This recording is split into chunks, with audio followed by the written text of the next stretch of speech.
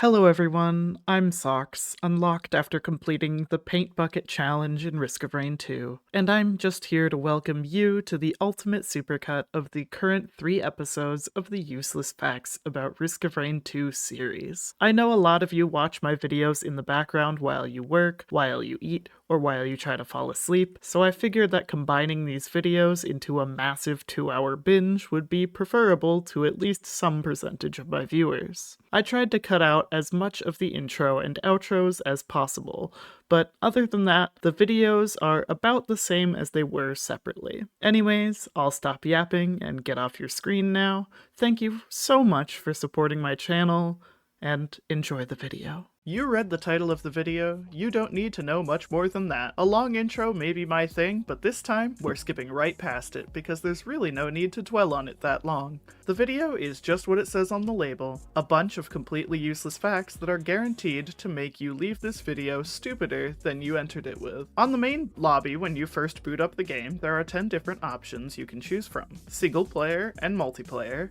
alternative game modes, the logbook, music and more, the settings, the mailing list, the option to quit the game, the button to change profiles, and the button to change languages. Additionally, in the lobby, if you wait around long enough, you may notice some wandering vagrants wander vagrantly across the background. I wonder where they're going. The intro cutscene for Risk of Rain 2 has a runtime of 1 minute and 42 seconds, and the option to skip the cutscene shows from 30 to 38 seconds, but it can be brought back by moving your mouse over the screen. There are 5 dead commandos, or empty commando suits if you're optimistic, by the escape shuttle on the commencement map. Besides this, there are only 2 other survivors that you can naturally find as part of the maps, and they are Artificer before you unlock her in the Bazaar Between Time, and Rex in the Abyssal Depth. Each page of the Item and Equipment tab of the logbook shows a maximum of 84 items. Collectively, there are 174 items in Risk of Rain 2, or at least that's how many are shown in the logbook. In patch version 1.0.1.1, there was an important bug fix to stop Captain from showing up before Commando in the logbook. I've been told that this was likely due to his name coming first alphabetically, but that wouldn't explain why characters like Bandit and Artificer weren't also before him. The hex code for the average color of this transparent PNG of Commando's icon is 666362, which doesn't make a lot of sense to me, as I feel like it should be more yellow, but alas, it is not. On Distant Roost, if you play a character with a lot of range, you can kill these dragonfly-looking creatures called bird sharks in the background. Doing this doesn't do anything special, and there's no secrets tied to it. All it does is confirm that you are, in fact, the villain of this game. The Hopu Games YouTube account has 85 videos on it, 59 of which are YouTube Shorts. 49 of those YouTube Shorts are in a playlist titled 50 Facts About Risk of Rain Returns. This is silly for obvious reasons. I wonder if we'll ever get the 50th episode. Along his back, Acrid has 26 spikes of varying length. He also has these 8 weird, seemingly pointless yellow spots back there. I wonder what they're for. The vast majority of the text used in Risk of Rain 2 uses the font Bombardier. The only exceptions to this I could find were the Hopu Games logo, the Risk of Rain 2 logo, the Tumblr and Facebook logo fonts, some of the language options, whatever font is used for some of the console bind icons, the amount of money listed on the side of the roll of pennies,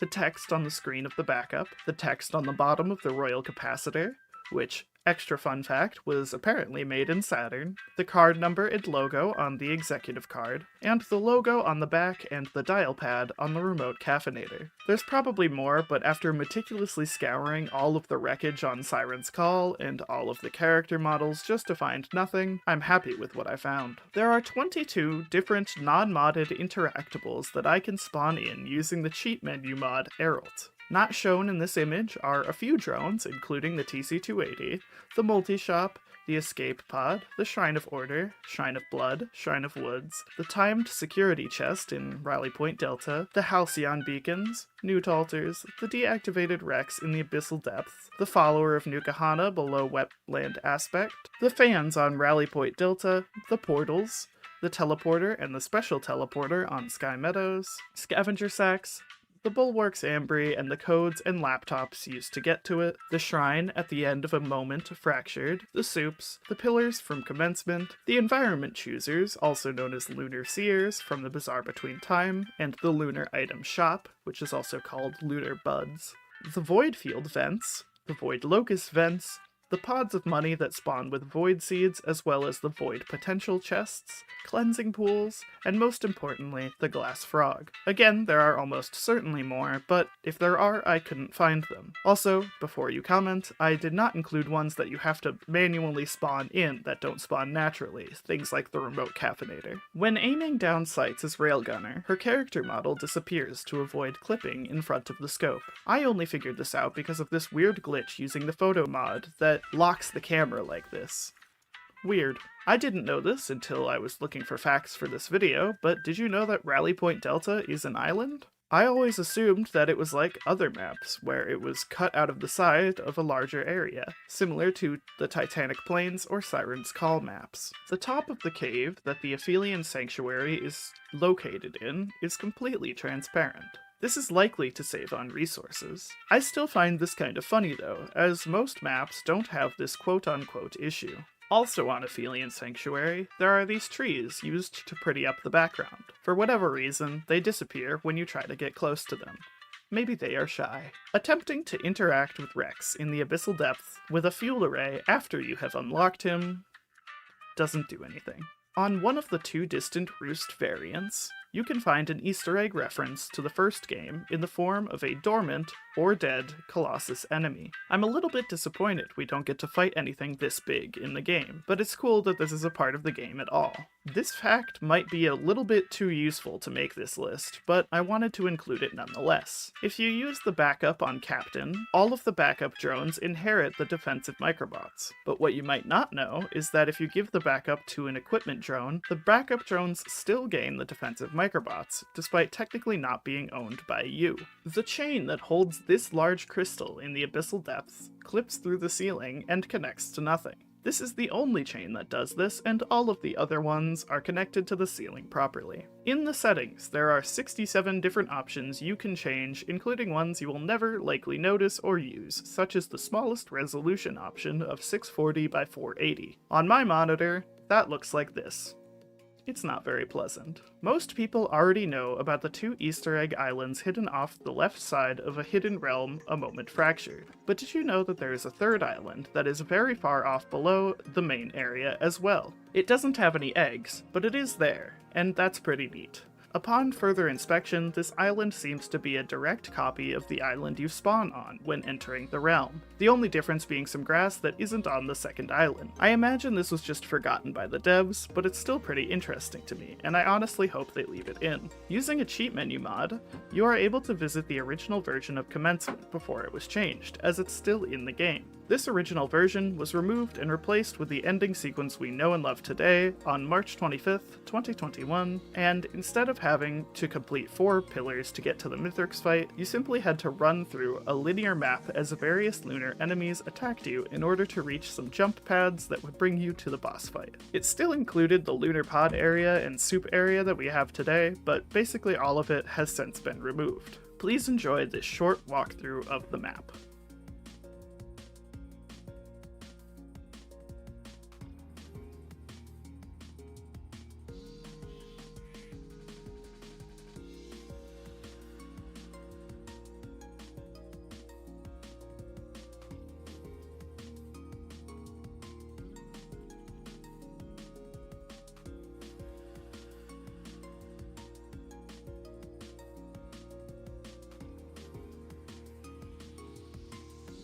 There are a whopping 76 status effects in the game, all of which I am going to read out for you now, without giving you any context of what they do. Blazing, Celestine, Glacial, Malachite, Mending, Overloading, Perfected, Void Touched, Armor Boost, Attack Speed on Crit, Bandit Skull, Celestine Cloak, Cloak, Cloak Speed, Debuff Immunity, Elemental Rings Ready, Elephant Armor Boost, Energized, Full Crit, Hidden Invincibility, Immune, Kill Move Speed, Lifesteal, Medkit Heal, No Cooldowns, Opal Armor, Power Buff, Regenerative, Resonance Disc Kill Charge, Safer Spaces Ready, Shuriken, Singularity Band Ready, Small Armor Boost, Team Warcry, Tesla Field, Tonic Buff, Void Survivor Corruption, Warcry Buff, War Banner, Weeping Fungus Regeneration, Whip Boost, Debuff Immunity Cooldown, Elemental Rings Cooldown, Safer Spaces Cooldown, Singularity Band Cooldown, 50% slow, 60% slow, 80% slow, Beetlejuice, Beetlejuice, Beetlejuice, uh-oh, Bleed, Blight, Burn, Collapse, Cripple, Deathmark, Entangle, Exposed, Fruiting, Healing Disabled, Hellfire, Hemorrhage, Lunar Root, Nullified, Nullify Stack, Overheat, Permanent Armor Reduction, Permanent Curse, Poison, Pulverized Buildup, Pulverized, Ruin, Stronger Burn, Tar, Void Fog, Strong Void Fog, Weak, Critically Hurt, and Sprinting. In reading out all of those status effects, I found a very interesting quote-unquote bug that was patched a while back, in which Heretic would apparently instantly die if given the perfected aspect. This is very interesting, because according to her lore, I think this would kind of make sense. A while back, during a dev stream, of which I could not find a clip of, the Aurelianite was referred to with she/her pronouns multiple times, confirming that she was a woman, instead of a genderless pile of rocks. From what I understand of the lore, the Aurelianite was Providence's first and only creation, which, unlike any of Mithrix's creations, had a soul. What this apparently means is that Providence effectively made a self-aware AI out of rocks that arbitrarily decided to label itself as a woman, which I think technically makes it trans, which is really cool. What's funny about this, and the reason I'm including this, is that one of the fan-made wiki authors at the time took this personally, resulting in this absolute beauty of a screenshot.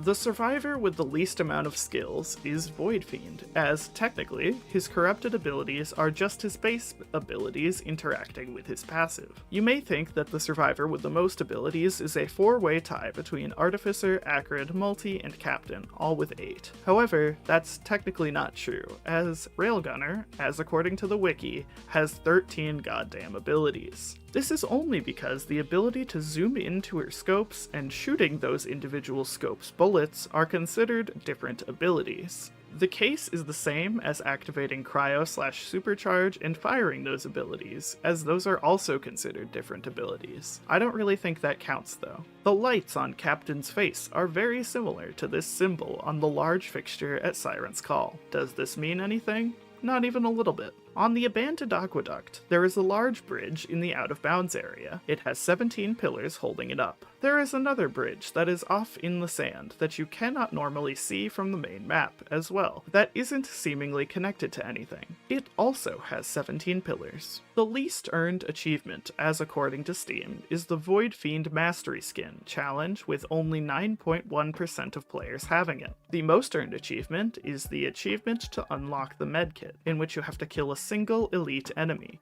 87.4% of players have this. And no, before you comment, Eclipse does not count as an achievement, it's not on Steam. The devs confirmed that this is on purpose. Continuing to talk about achievements, the most unlocked artifact is the Artifact of Honor, with 38.5% of people having it, which is likely because the code is right next to where you've put in the codes. The least unlocked artifact is the Artifact of Spite, with 14.1% of players, as its code is hidden in plain sight on the settings screen. I would have thought that the Artifact of Vengeance's code would have been harder to find, as the code is hidden on the bottom of the logbook diorama in A Moment Fractured. The full recording of the characters in the Void Infestor's logbook entry may be accessed on a need-to-know basis in report 596F757220707269736F6E. So, if you're interested in finding that out, you should go there, obviously. According to some interesting calculations by Reddit user ChalkFudges, Commando clocks in around average male height at 5'10". This is cool, but this also means that Captain and Loader are a terrifying 7'7" and 7'4" respectively. When booting up the simulacrum mode before you load in, you can choose which character you wish to play as. This is slightly confusing, as after you load in, you can still change your character, making this screen's only purpose to keep track of your records, I suppose. In the profile stats section of the logbook, your total distance traveled as all characters combined is measured in marathons. I have apparently traveled 844.74 marathons, and because a marathon is 26.2 miles, I have traveled a whopping total of 22,132.188 miles in Risk of Rain 2. Also in my profile stats, my damage taken is overwhelmingly won by Captain. I haven't a clue in the world what might have caused this, and my only theory is that maybe the endgame collapse might do like the integer limit in damage or something. I know a lot of these facts have come from the logbook, but information is kind of its whole thing, so sue me. Something I just learned is that in the logbook, you can find how many times you've picked up an item throughout your runs. I have picked up the needle tick 368 times, and the corpse bloom thrice. The Lepton Daisy is estimated to arrive at its destination of a seemingly fictional place called Orlandis, Earth, on July 23rd, 2056, 6 days before my 52nd birthday. So, if that place exists by then, please keep an eye out for it, because I'd love it as a birthday present. In the background of the character selection screen, you can see a seemingly deactivated Handy unit, a playable character from the original Risk of Rain. Using the cheat menu again, you can access the lobby in a free cam mode. There isn't a whole lot to look at in here, but one weird thing I found is that when you have Captain highlighted, his defensive microbots are hidden behind where the point of view of the lobby would normally be. Who's to say why they didn't just remove it? On the main menu, if you enter the settings, then go to the keyboard keybinds, then go to the console binds, and then back to the keyboard keybinds, your chosen binds will appear invisible. I have zero clue as to what could cause this, but it fixes itself upon re-entering the settings. The first ever video I made on Risk of Rain 2 was a simple Royal Capacitor build video on January 4th, 2023. Currently, it has 422 views, 11 comments, no monetization restrictions, and a 100% like-to-dislike ratio with 16 likes and a runtime of 51 minutes and 52 seconds. Boy, have we come a long way since then, and I will continue to be ever thankful of all of your continued support. I probably missed one, but in all of the void fields, there are 8 Void Reaver corpses, 2 laying next to half of the Artifact of Frailty code, 4 in the chasm below where the portal spawns, and 2 by the large overhanging ring fixture.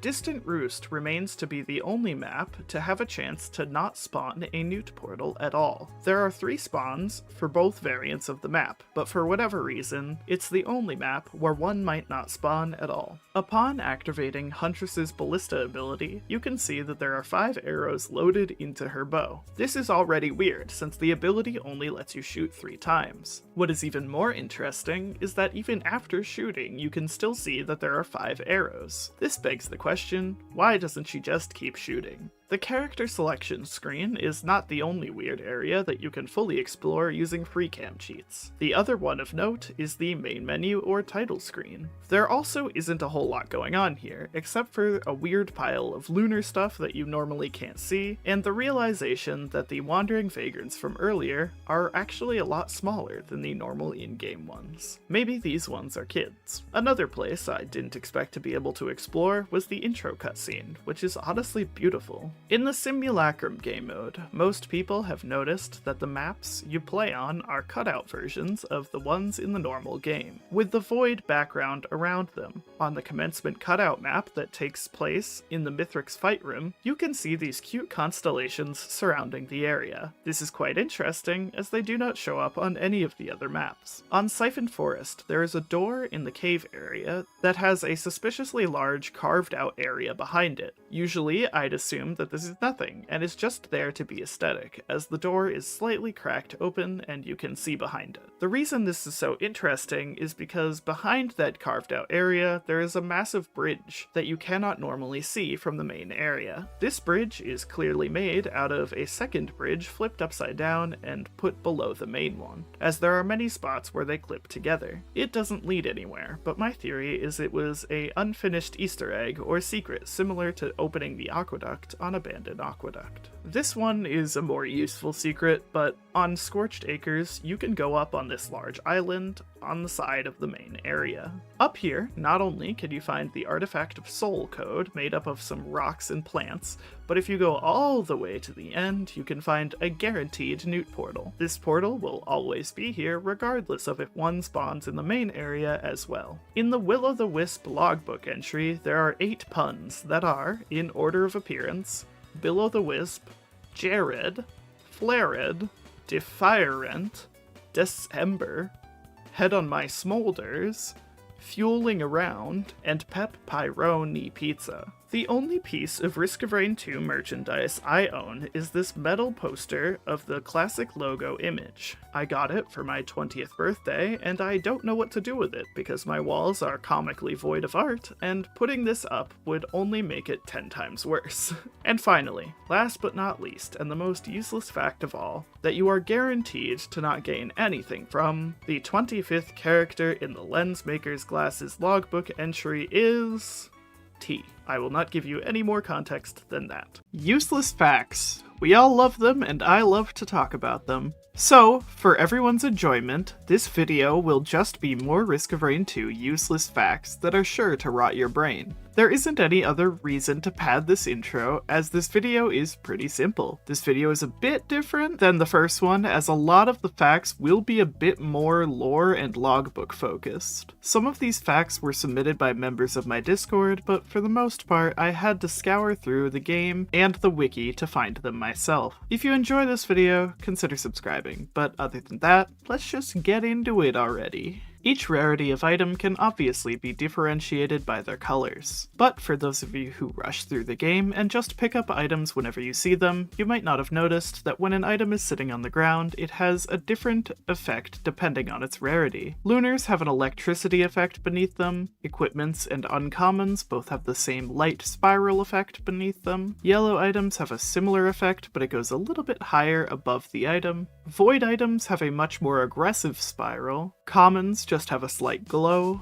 and legendaries have the most extravagant effect beneath them. Finally, lunar equipments have a combination of the lunar item electricity and the equipment's orange effect. The various void items all share the same effect. I almost certainly missed one, but there are 8 items that float behind you when they appear on your character model. They are the Sail Star, Soulbound Catalyst, Resonance Disc, Frost Relic, Sentient Meat Hook, Focused Convergence, Long-Standing Solitude, Trophy Hunter's Tricorn, and the Defense Nucleus. The defensive microbots also show up behind you, but they are more accurately orbiting around you instead. The Bison Steak item used to be called the Fresh Meat, even if it looked the same. On top of all of that, it used to give you a small regeneration increase on every kill. Why they ever changed it to be the awful version of itself it is now is beyond me, but I guess that's just how it is. All of the maps on the Path of the Colossus are connected in one way or another to show you that they're all connected. The shrine on Shattered Abodes has the entrance to the Reformed Altar Cave, the feet of the Providence statue are in the Reformed Altar, the Prime Meridian can be seen from the Treeborn Colony, and the Treeborn Colony can be seen from the Prime Meridian. There is likely some sort of connection to the Helminth Hatchery as well, as the portal at the end of the False Sun boss fight does bring you there, but if there is, I couldn't find one, unless Providence's Claymore counts as a connection.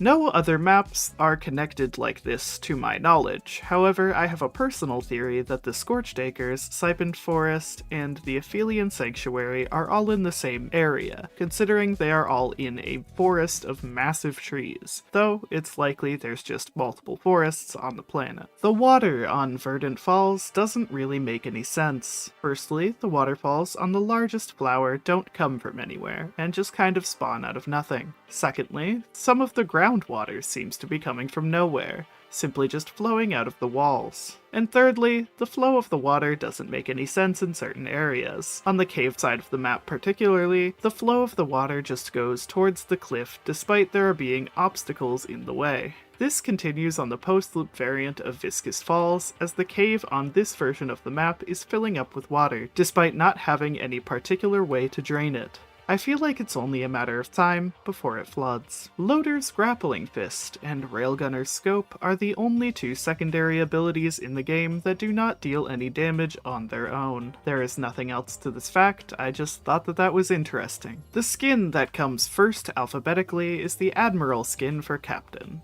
The skin that comes last alphabetically is Huntress's Woodland skin. The ability that comes first alphabetically is Huntress's Arrow Rain. The ability that comes last alphabetically is not the False Sun's Club of the Forsaken. Most people know that when you're holding a Titanic knurl, rocks will start to rotate around you when you stand still. For whatever reason, after the Seekers of the Storm update was introduced, this effect seems slightly disjointed and misaligned from where it should be, being slightly above and to the right of where you are. On the Treeborn Colony, there are these fruits that you can shoot for a small heal. On the post-loop map variant of Treeborn Colony, Golden Dieback, there are also some hanging fruits that you can break. However, these ones just don't do anything. This next fact is from Warn Guide in the Discord server. I'm sure a lot of you have noticed, but when you are standing near the teleporter, it actually makes noise. This seemingly bit-crushed version of the background music is to supposedly help you find it if you can't see the sparkles. I think it might be because of her passive, but when you hit the ground from any height while playing Loader, she shrugs. I guess this might be some sort of reset for her exoskeleton, or something like that, but I honestly don't know. Maybe she's just like that. In the game files, there are a few unused enemies. The first enemy that many people are aware of is the Assassin. This enemy could go invisible and would ambush you with either a ranged knife attack or a quick melee attack. This enemy was probably removed due to just not fitting the rest of the game's aesthetic. It's a bit too humanoid, and it's jarring to see because of that. Also, while invisibility isn't that powerful, we have Celestine enemies in the game, it could probably be pretty annoying, as there's kind of no warning when it's about to attack. The second enemy is the Clayman, a much more respectable enemy that's similar to the Lemurians. I think this one should have been added, as while the humanoid animation is still an issue, I don't think it's that bad. Lemurians, Clay Templars, and the Grandparent family are also humanoid, and it's not a huge issue, but it is something that I think can be done wrong. I don't know why this enemy was removed, but I imagine it was because it didn't really add anything to the game that other enemies already did. Also, for some reason, they can't take damage. And our final cut enemy is the Major Construct. I've heard rumors that this was the original version of the Xi Construct that was reworked because this one is, something. It's interesting, alright. The Major Construct is a stationary enemy that resembles a totem pole. It has the same laser attack that the Xi Construct has, and has its shield around it at all times. The only part of it that you can attack is the pyramid on the top, and after you get it below half health, it does this. Yeah, this was probably cut due to having some issues with the maps, as it's one of the only enemies that can do something like this. I don't really know if I prefer this version to the existing Xi Construct. I think I honestly might, though, because at least this guy doesn't stay away forever. Let me know what you think about these guys, and if you think they would fit in the game at all. Despite glowing in its item icon, the Prion Accumulator does not glow in its logbook entry. I guess it must be turned off. Additionally, the Prion Accumulator is full of references to the game Doom. It is named the BFG in the game files, a reference to the weapon and the song of the same name from Doom. Its shipping address in the logbook entry is a reference to the Masters of Doom book. Its tracking number, or at least the part we can see, is a reference to the year that the first Doom was released, being 1993, and the achievement to unlock Multi's Saw is called Gotcha, which is named after a level in Doom 2. The crowbar is also full of references. Firstly, it is a reference to the crowbar Gordon Freeman uses in Half-Life 1 and 2. Its logbook entry takes a jab at the fact that there is no Half-Life 3 saying, "How about a better crowbar? This thing is only 2nd edition. It looks good, but to be honest, it's getting a little old. And secondly, the two characters in dialogue in the entry are named Jesse and James, which is very likely a reference to Team Rocket from the Pokemon series. Or Jesse is a reference to me, despite it not being spelled the same, though I will choose to believe that. It makes sense, but on the Treeborn Colony, if you use a free cam cheat to look at the rest of the Providence statue, you'll see that his face is completely blank, and his hat has way less detail. Additionally, while you can see the arena of the Prime Meridian from the Treeborn Colony, you cannot see the rest of the map. Normally, the only allies that can earn the effect of the spare drone parts are the drones. However, since they are robots, using Gubo Jr. on Multi or Rex will allow them to also gain the effects of spare drone parts. This makes them incredibly overpowered, and it's just awesome. I'm honestly looking into making a video about this because I just find it so cool. Mechanical allies and enemies in general are also just slightly unique in how they interact with the game. Most noticeably, mechanical enemies such as the Solus unit and probes cannot become void-touched. If a scavenger picks up a crowdfunder equipment item, it does actually lose money as it fires it. This usually doesn't matter, but theoretically, if you were to let it fire for long enough, it would run out of money, which would affect how much money you earn from killing it. Additionally, the scavenger's ability to throw things called quips at you is a reference to the equipment item of the same name in Risk of Rain. In that game, they only dealt damage, and the added effect of using your on-kill items when they landed is completely unique to Risk of Rain 2. The most popular lore fact people like to throw around is the needlessly complicated life cycle of the parent family of monsters. For those of you who don't know, the child is the oldest end of the life cycle, the grandparent is the middle, and the parents are the youngest, as can be seen with one of them straight chilling in the planula. Why Hopu decided to make this so complicated is beyond me, however it will never not be funny. This next fact is from Clam in the Discord server. According to the Focus Crystal's logbook entry, it is incredibly dense, reaching a whopping 300.14 grams per cubic centimeter, which makes it far denser than the densest known object on Earth, osmium, which only reaches about 22.5 grams per cubic centimeter. This would make the focus crystal insanely heavy, and yet every survivor carries it without issue. In Multi's logbook entry, it canonically learns to put up its middle finger. This is shown from the two lines, "Hey pal, you see this thing I'm doing with my hand? Can you do that?" And the robot mimicked the rude gesture. This is hilarious to me, and when we inevitably get emotes for this game, I think that should be included. In the Shattered Abodes logbook entry, you can see its diagram just as you would for any other environment, except for one, which we'll get to later. This one is a bit weird though, as the ropes attached to one of the pillars look very strange, being both taut and stretched off into infinity. These ropes do not appear on the logbook entry of this map's post-loop variant, Disturbed Impact. For whatever reason, the aspect of malachite, Nukahanav's retort, canonically causes dementia, or at least symptoms of it. This can be rather ominously seen on the survivors' models, as when holding the item, their head twitches back and forth violently. This is honestly kind of terrifying, as picking this item up likely causes the survivors a lot of pain. There haven't been many balance changes for the game or major tweaks to items in general. Sure, things like Ben's raincoat and the bison steak have changed a lot, but for the most part, every item has been largely the same. The only item to change its rarity so far is the old guillotine. It was originally a common item and has since been changed to an uncommon. For whatever reason, when holding the Trophy Hunter's tricorn on Acrid, the spectral weapon that appears behind you is upside down. It is unclear if this is intentional or not, but it may be a silly way to acknowledge that Acrid would have no idea how to use a gun. This theory alternatively implies that the other non-human characters such as Rex and Multi do know how to use a gun, as theirs is the correct way up. In the last Useless Facts video, we looked at some weird areas in the game that are explorable with the cheat engine. There are a few more that I didn't mention there. The first being Test Scene, a very uninteresting dev room that assumedly is used for, shockingly, testing things. There are, however, this trio of beetles that spawn when you load in.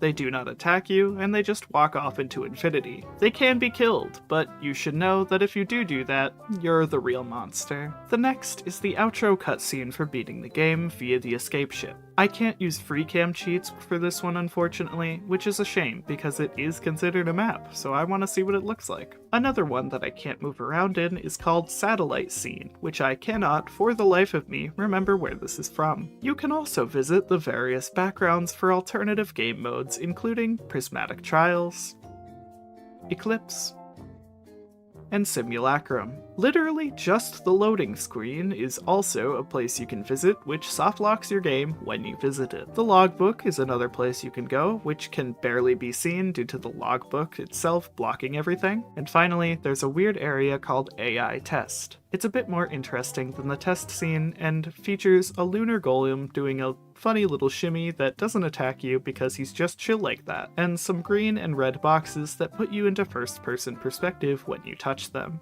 Something I didn't know is that there's actually a removed cutscene for defeating the Voidling. It features the Voidling's eyes flickering out and multiple scenes of various Void enemies dying around the planet, ending with a portal appearing somewhere, assumedly in the planetarium. I will show the entire cutscene now.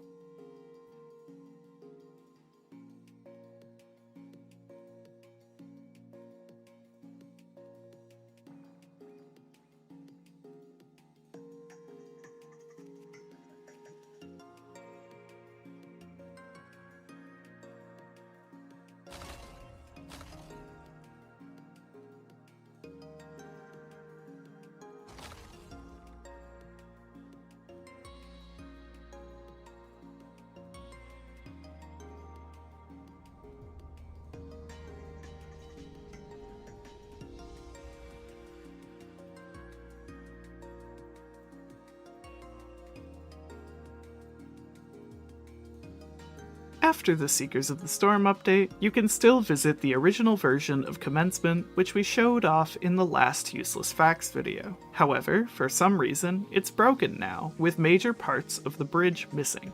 The Easter egg islands in A Moment Fractured are not the only instances of eggs hidden around in the environments. There is also a hidden area with these stone eggs hidden in a corner of Wetland Aspect. There is a geyser in here as well to help you get out once you're done looking at these stationary eggs. It's a very interesting museum exhibit. Something interesting about the Siphoned Forest map that you might not have noticed is that the sap on the platforms around the trees is not actually flowing from the trees, but instead into them from the ground. God, this planet is weird. This fact is pretty well known by now, but the blinking light on Siren's Call is actually a Morse code signal. The letters it spells out create the word updog. I wonder what that is. Additionally, in the planetarium version of Siren's Call, this light appears with the same code. Similarly to the False Sun in Mithrix, the Newt in the Bazaar Between Time has lines of dialogue that it was originally going to put into the chat when certain things happened. When you upgraded, he would say these lines. When you bought something, he would say these lines. And when you attacked him, these lines would be put in the chat. I honestly hope they add these back, because they give him a lot more personality than he has now. This next fact is from Yoshisaurus in the Discord server. Most of the items in this game are completely static images, in both their icons and their logbook entries. However, there are 14 items that do have some sort of animation on them in their logbooks. They are the Fuel Cell, Will-o'-the-Wisp, Chronobauble, Chance Doll, Unstable Transmitter, Frost Relic, Brainstalks, Hardlight Afterburner, Myrdern, Pluripotent Larva, Focused Convergence, Longstanding Solitude, Forgive Me Please, and the Gnarled Wood Sprite. Additionally, some of the models seem to shake for a second after you move them slightly. This is likely a bug with the textures, but either way, it's very strange. In the planetarium, there are multiple planets around the arena. Apparently, a lot of these are references to other games. The only two I recognize here are the Halo ring from Halo and just straight up Earth. If you know what any of the other ones I look at here are, please let me know about that in the comments below. I hope they add Subnautica 4546b in a future update, because that's my personal favorite space game. Additionally, all of the phases of the Voidling fight and all of the parkour sections are in the same environment, which you can see by using NoClip. The parkour sections are fairly close, but the individual stages are very far away from each other, and can only be consistently found by using the directional marker given to you when the Voidling goes to a new area. Yet another Voidling fact here from QWP18 in the Discord. The original version of the Voidling was way larger, standing above the middle of the arena. Supposedly, after being eliminated, the Voidling would fall through the hole in the middle, but I couldn't find any footage of this. There are multiple references to Saturn in the game, and as you go through them, it seems that the Hopoo team might have forgotten that Saturn is a gas giant, and you cannot stand on it. Of course, that obviously can just be a change in the lore of this make-believe game, but, you know, I still think it's silly. Here are all of the references to Saturn that I could find. The Warped Echo has a shipping address to somewhere on Saturn. The Resonance Disc is being shipped to a street on Saturn. The Royal Capacitor was both made in Saturn, but also references a newspaper that's created on Saturn. The disposable missile launcher has the same newspaper. The Bighorn Bison species as a whole was apparently somehow teleported to Petrichor 5 from Saturn. The Supermassive Leech is being sent to a place called Beachfront Saturn, which implies that there are also beaches on Saturn. And finally, the Primordial Cube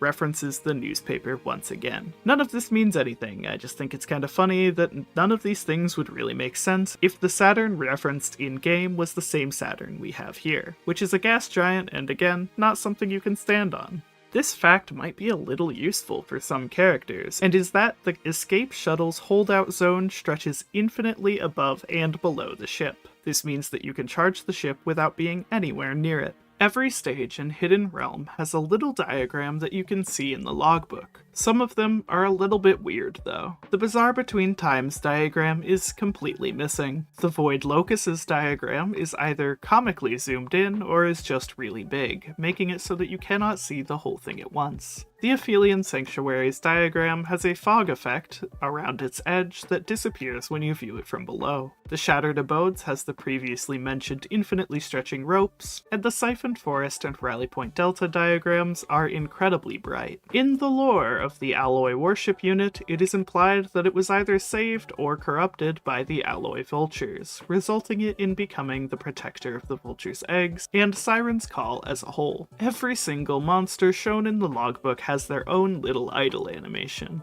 Every single monster, except the Blind Pest and Beetle Queen, that is, who don't move at all. There are also some monsters that don't have logbook entries at all. Those include the Healing Core, the Malachite Urchin, the Newt, and all of the variations of the Special Scavenger in a Moment Hole. I did this last time, and it was just so much fun, but for those of you looking for the full audio excerpt of the Alloy Vulture's logbook entry should refer to report C31653D0E 4193DB1D2AC281EE3828280.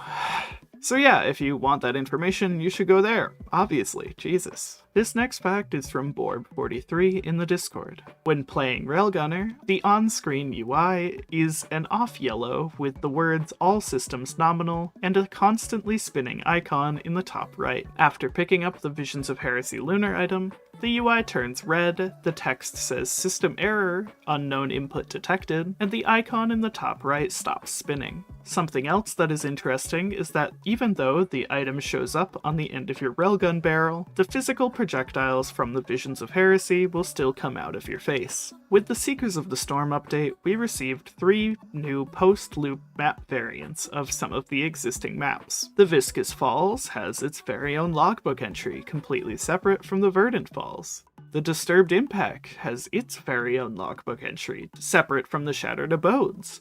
But for some reason, the Golden Diebuck has the exact same logbook entry as the Treeborn Colony. Since the release of the game mode, the Prismatic Trials has had a disclaimer on it saying, the top 10% of players will be rewarded with literally nothing for now. This begs the question as to why this is even there in the first place. Why tell us that there might be a prize in the future if there isn't one at all? This is a pretty well-known fact by now, but if you're playing as Heretic with all 4 heresy items and you use a cleansing pool, a Shrine of Order, or Egocentrism, a random item will be taken away, and the corresponding ability will be replaced with one called Nevermore, which does nothing except make a squawk sound. Despite doing nothing, you can still fire shurikens if you have Nevermore in your primary ability slot.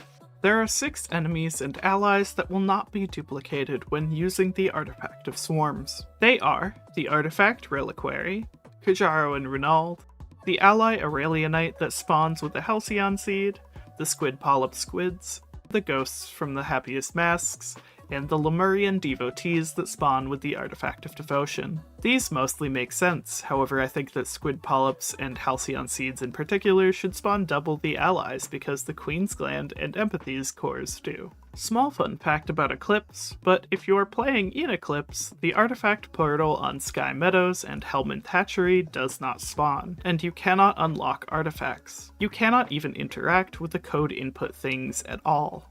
There are 6 items that are completely blacklisted from the Simulacrum game mode. They are the Spare Drone Parts, Squid Polyp, Bundle of Fireworks, Focused Convergence, Beads of Fealty, and the Halcyon Seed. I get most of these, as the lack of drones, hidden realms, and the teleporter radius make sense. However, I think that the Bundle of Fireworks and Squid Polyp should be added, as I can't really think of a reason it shouldn't be. Something funny I found on the wiki is in reference to the items that an enemy can gain in a simulacrum. It is the sentence, "If the ignition tank shows up, be sure to give Blazing Elites a wide berth, and if the unstable Tesla coil is added, cry." The Verdant Falls map is very interesting. Not only does it have a guaranteed spawn of either a scrapper or a large chest on top of the crashed ship, but for some reason it is the only map that cannot spawn a cloaked chest. Until recently, it also couldn't spawn any of the Interactables added with the Survivors of the Void DLC, and there was a glitch where the guaranteed large chest would not change in price between stages, and would always be $50. This has since been fixed. In the game files, the Artifact of Frailty is funnily called Weak Ass Knees, which is just hilarious. In the ending credits of the game, there is a drawn artifact code as one of the paintings that shows up on the sides. This code is not used for any existing artifacts, but there is a possibility that it will be used for one in the future. I wasn't really planning to add any important lore facts in this video, as I kinda think that they count as useful facts. An excellently made video by Manaxa was recently released that I think goes into the majority of the lore better than I ever could, which I'll link in the description, if I remember. However, there is one small lore misconception that people who don't really understand the game's lore seem to make. Despite the characters we play in Risk of Rain 2 specifically being called survivors, they are actually on the planet willingly. Most of them, at least. In Risk of Rain 2, we do not play as the same characters in Risk of Rain 1. Instead, just a different person of the same occupation. In most cases, again, like with Commando, Huntress, etc. The only exceptions to this are Acrid and maybe Artificer, though, as it is unlikely she is the same person, though she was frozen in time. Acrid is the same person between games, though. Same dog.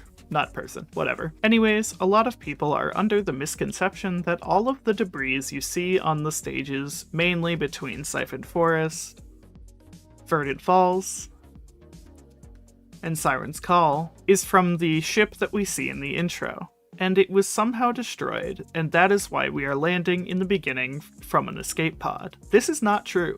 The debris we see is much older than would make sense for a ship that just crashed, and the intro cutscene even tells us itself. The debris and subsequently the majority of the cargo you find is from the UES Contact Light, the ship that was destroyed in the first game, and the one that the survivors in the Risk of Rain 1 were saved from. We know that the ship we arrived in is completely fine, and assumedly still in orbit above the planet, because we are able to call various things down from it, such as Captain's Orbital Strike spikes and beacons, and the remote caffeinator. The survivors we play in Risk of Rain 2 are searching for the non-existent survivors of the contact light. Anyways, I said I wasn't going to talk about this for too long, but I just thought that this was interesting. With the exception of Eclipse and the Artifact of Frailty, all survivors will not die from any amount of fall damage, no matter the source. Even if it is greater than your maximum health, the damage from falling will always leave you at 1 HP. However, if you are playing as Heretic, since she has negative health regeneration, you will instantly die from fall damage that leaves you at 1 HP, as the negative regeneration will kill you. This next fact is from JC Magna in the Discord. There are 4 items in the game that are references to the names of some of the developers. Paul's Goathoof is named after Paul Morse, Ben's Raincoat is named after Ben Schofield, Eulogy Zero is named after Nick Bizzo Zero, and Gore's Tome is named after Jeffrey Gore Hunt, which is assumedly a nickname. There are likely more references in this game, but as for the items, these are the only ones named after developers/artists. This one is actually one that I found entirely on my own, and I'm honestly surprised the wiki doesn't have it.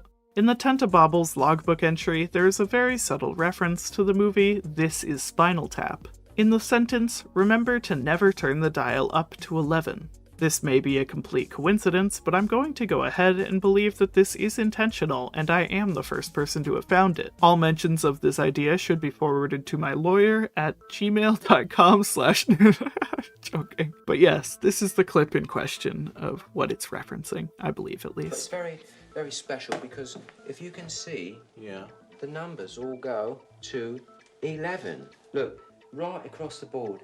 Put it up to 11. 11, exactly. One louder. Why don't you just make 10 louder and make 10 be the top number and make that a little louder?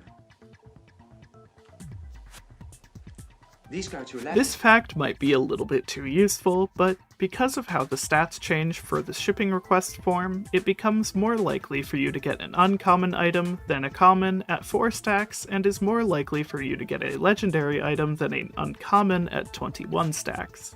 This also makes it so that the chance to get a common item will asymptotically get closer to 0, but it will never reach it. I don't know what this is, or where it shows up in the game, or if it shows up in the game, what the point of it is, or why it even exists at all. But on the Spotify playlist by Chris Christodoulou of the Seekers of the Storm OST, there is a 9-second song, if you can even call it that has so few listens that Spotify doesn't even show how many people have listened to it yet. It is called, in parentheses, The Song of Life, and just sounds like this.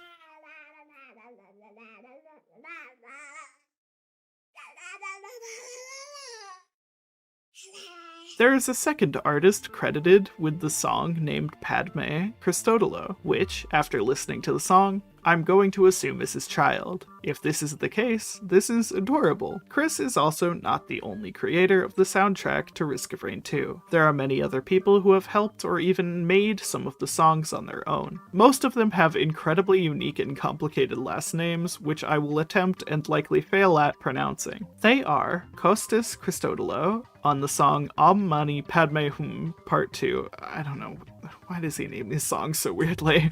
George Karianis on many of the Seekers of the Storm tracks, Stavros Markonis, who made the song I Should Build the Man a Statue, Calliope or Calliope, Mitropolo, and Christos Sogias Razakov on the song Once in a Lullaby, and Dimitris Sakas on the song The Face of the Deep. The entire original sad track was created by Chris alone, and he only started making music with other artists and his family after the Survivors of the Void DLC. The Power Elixir's logbook entry shows almost the most direct reference to a piece of media in the entire game, being this meme almost word for word. Hello, potion seller. I am going into battle, and I want your strongest potions. My potions are too strong for you, traveler.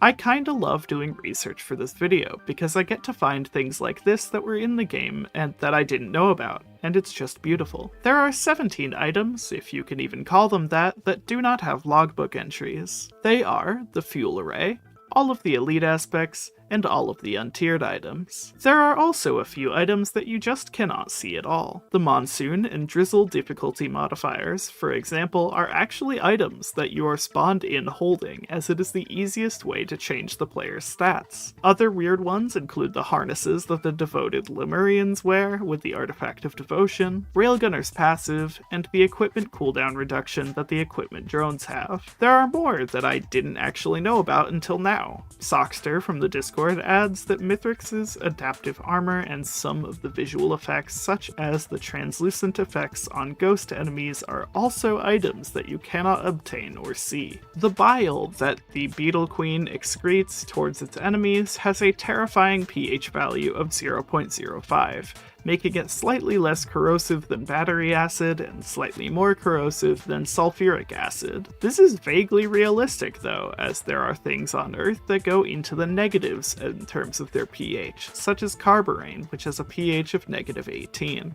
Every survivor in the logbook has a slight idle animation. Every survivor, except Railgunner. And Multi. Railgunner doesn't move at all, however the lights on her backpack still flicker and change colors. And Multi just does this when you first open his logbook entry.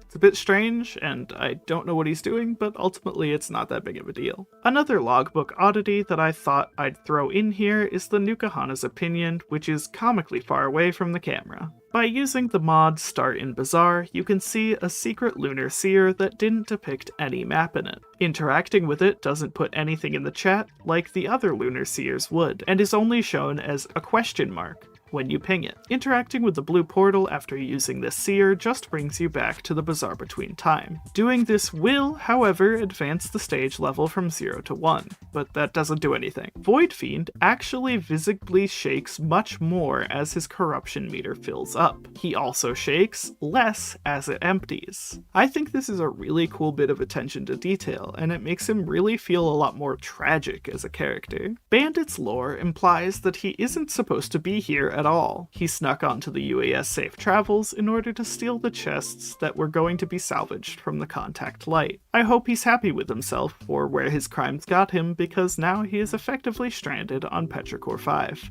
When picking up the spare drone parts item, there is a 10% chance for the drone you activate to have an arm with a handgun instead of a chain gun. This doesn't change anything about how it works, but it is adorable. Also, if you have the spare drone parts before Phase 4 of Mithrix begins, and you kill him without the first Colonel Drone Man dying, you will gain a second Colonel Drone Man. This is currently the only known way to do this. If you are playing as someone who cannot push both buttons in the abandoned aqueduct at the same time, and have either broken every pot or are just too lazy to push them, a silly way to push one of the buttons down is with the Forgive Me Please. For those of you who don't know, the FMP has a small chance to drop a lunar coin. Because the lunar coins have weight, you can push the buttons down like this. Is this incredibly slow and time consuming? Yeah, but if you're desperate for the bands, here's one way you can get them. The obelisk that you interact with in A Moment Fractured to obliterate is very similar to this obelisk on the Aphelion Sanctuary. I don't really know if there's any lore significance to this, I just thought it was interesting.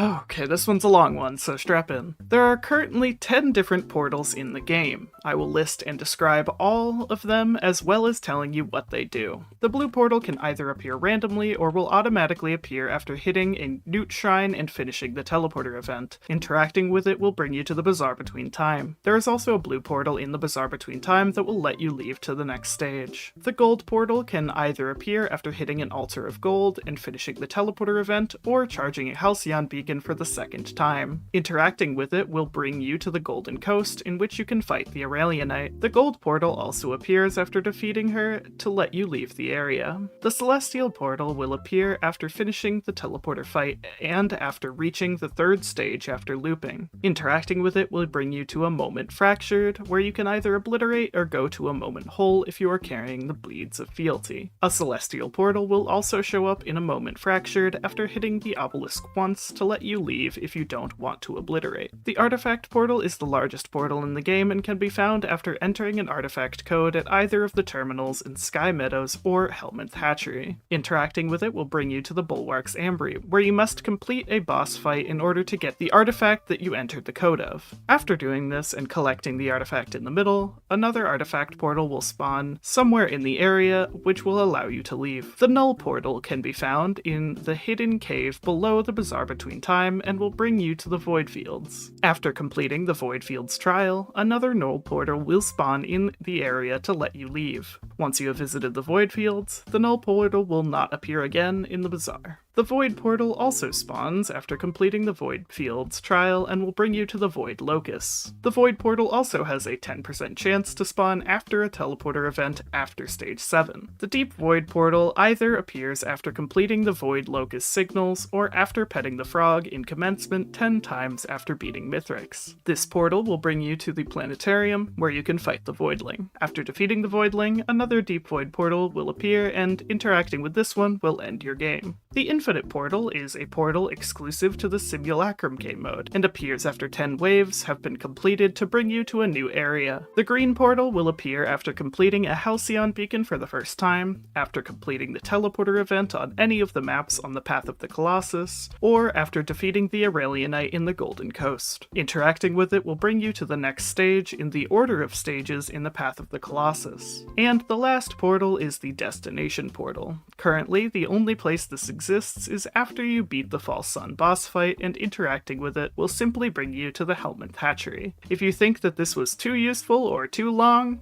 sue me, I don't care. Rex is actually two different entities that are working together to survive. He is both a robot and a plant that are working together, as neither of them could survive on their own. Currently, there are only two ways that you can be under the effect of the exposed status, and they are by playing with the Artifact of Vengeance and being attacked by the enemy clone, or by playing with the Artifact of Chaos in multiplayer. For those of you who don't know, the exposed status effect is only found from Mercenary. If you are playing as Heretic and you have a Halcyon seed, when you enter stage 4 of the Mithrix fight, he has a special line of dialogue.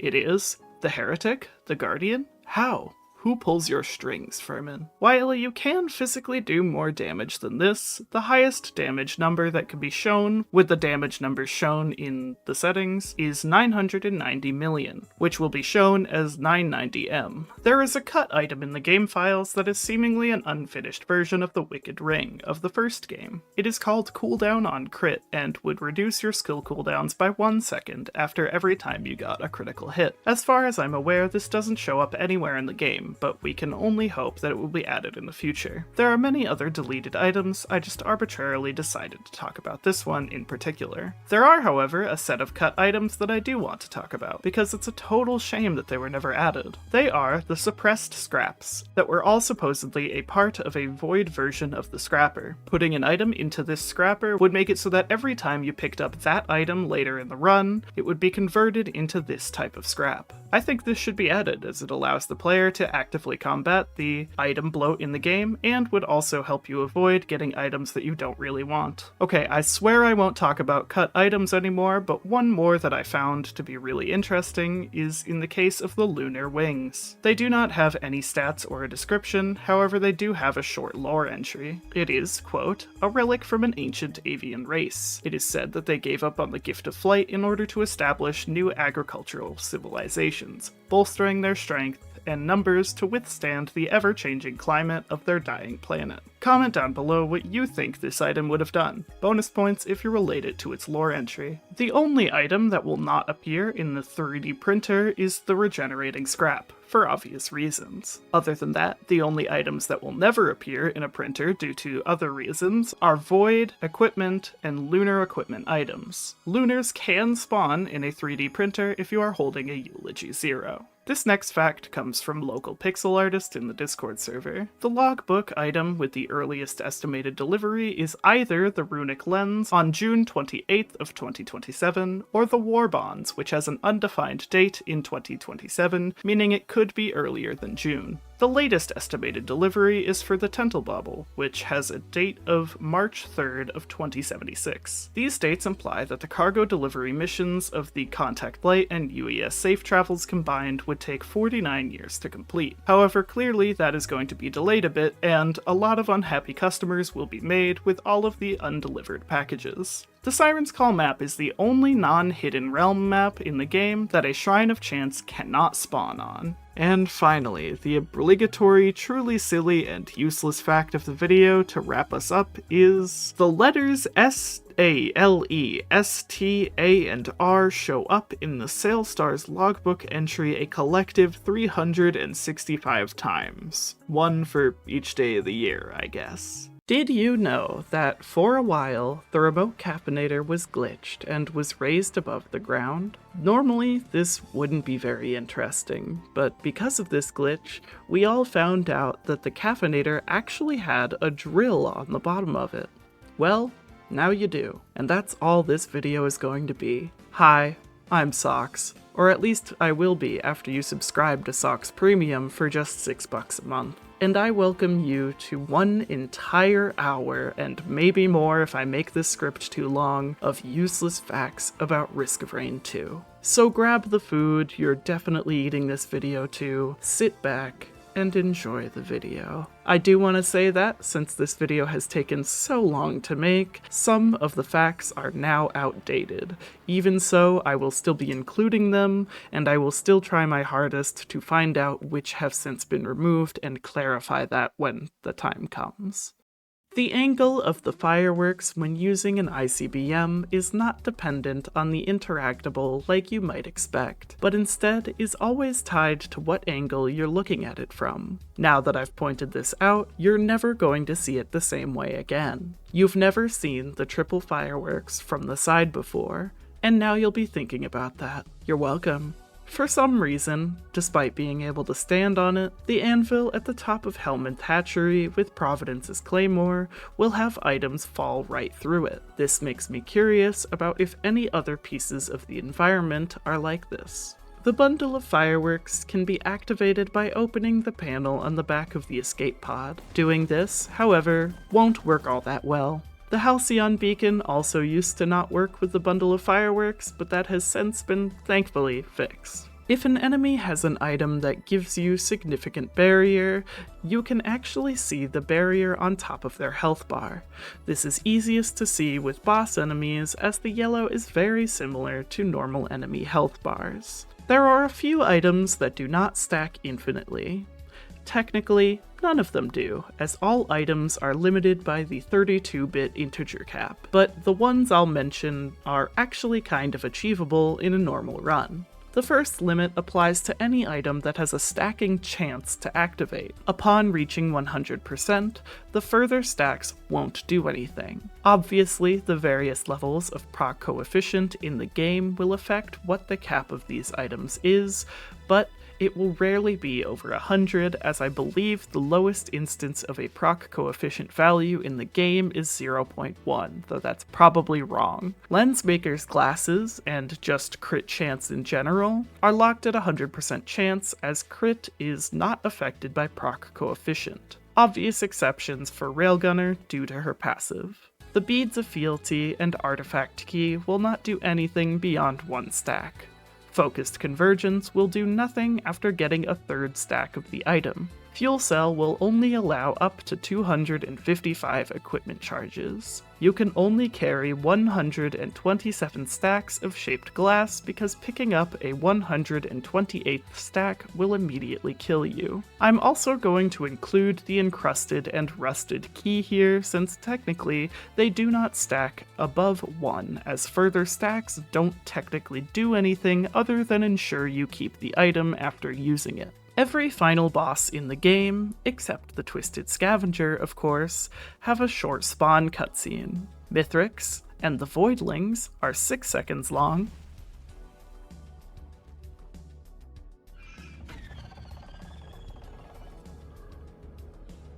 and the False Suns is 10 seconds long.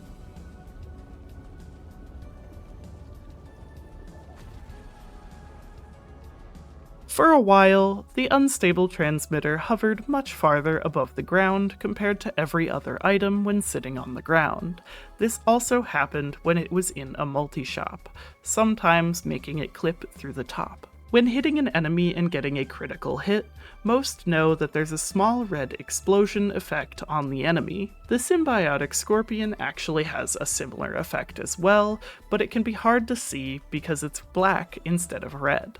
The Eclipse 8 icon is just slightly different from all of the other Eclipse icons, the spikes on the border being just in a slightly different position. This next fact comes from Stella in the Discord. Artificer's flamethrower ability is actually affected by luck, and given enough purity items, it can have the ability to not apply any stacks of burn at all. I'll be sure to file this as reason number 4014 to not use this ability. When a Void Seed spawns, or in the Void Locust map, there are these pods of money that spawn with them. When approaching them, these Void Barrel things say, "Crack this sucker open," as an interact prompt, which I just find so endearing. Picking up an ICBM after starting an instance of the bundle of fireworks will still add 2 more fireworks despite you hitting the interactable before. Additionally, if an interactable somehow stops existing after you start an instance of fireworks, the fireworks will continue firing at their predetermined rate. This is easiest to see with the remote caffeinator. When firing the crowdfunder for an extended period of time, it will begin to play music akin to a lottery machine.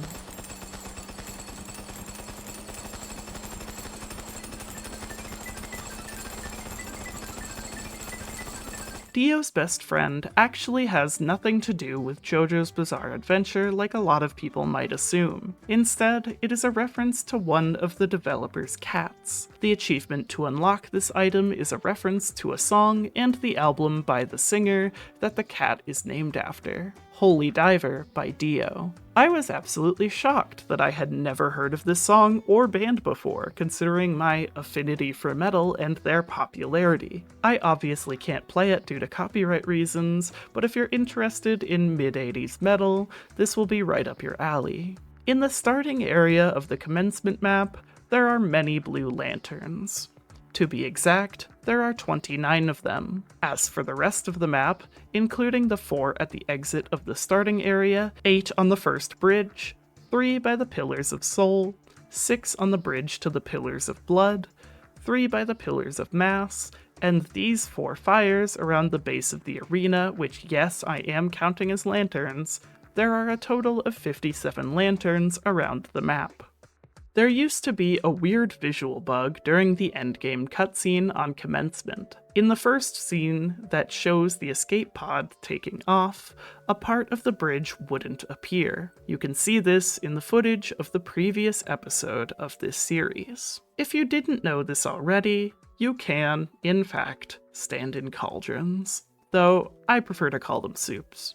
When there are no enemies around, sentry and engineer turrets will look at the player. If the player isn't nearby, they will look at each other. This next fact comes from FaZe Matt in the Discord. The only yellow or boss item that is not corrupted by the newly hatched Zoea is the artifact key. This is because it is necessary for the artifact reliquary boss fight, and if it were corrupted, you would just become soft-locked in the Bulwark's Ambry. In the previous video, I included a fact about how the life cycle of the parent family is very strange, but as seemingly everybody reminded me, this is because they are based off of the life cycle of stars. The older they get, the smaller they become. You can't really blame me for not noticing this. I am not a nerd. After playing this game for quite a long time, you begin to notice patterns that most would overlook. One of these patterns is the repeating ambient noises of each map. You might not think that these are at all interesting, but there are a few neat things you can hear if you pay attention. The first is a sound that is commonly agreed to be akin to a far-off screen on Rally Point Delta.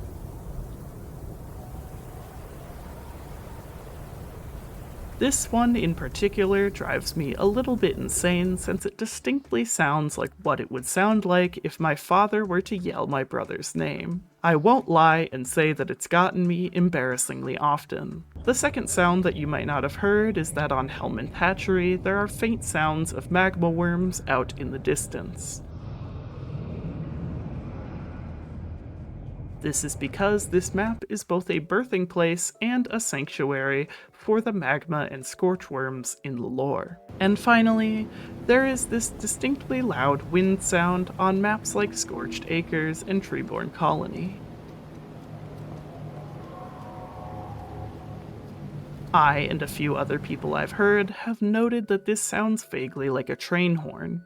Who knows? Maybe we'll get a train map sometime in the future, but I doubt it. In the previous episode, we talked about the secret ability that comes when you turn into Heretic and lose one of your heresy items, Nevermore. This ability is basically useless, only making squawk sounds when activated, but did you know that despite this, you can still use it to proc the shuriken? Well, now you do. So when you find yourself in this extremely niche situation, try and remember this fact. This may be a bit useful, but you can actually stand on top of the big leaves above the Treeborn Colony. Nothing will spawn up here, so I suppose you could use this as a sort of safe space to heal for a bit or something. Each void enemy is related or inspired by real-life ocean creatures. Void reavers resemble crabs, void jailers are based off of shrimp, void infestors closely resemble the giant isopod, the voidling itself is based off of the Japanese spider crab, void devastators are also creatively based off of crabs, and the void barnacles, shockingly, are based on barnacles.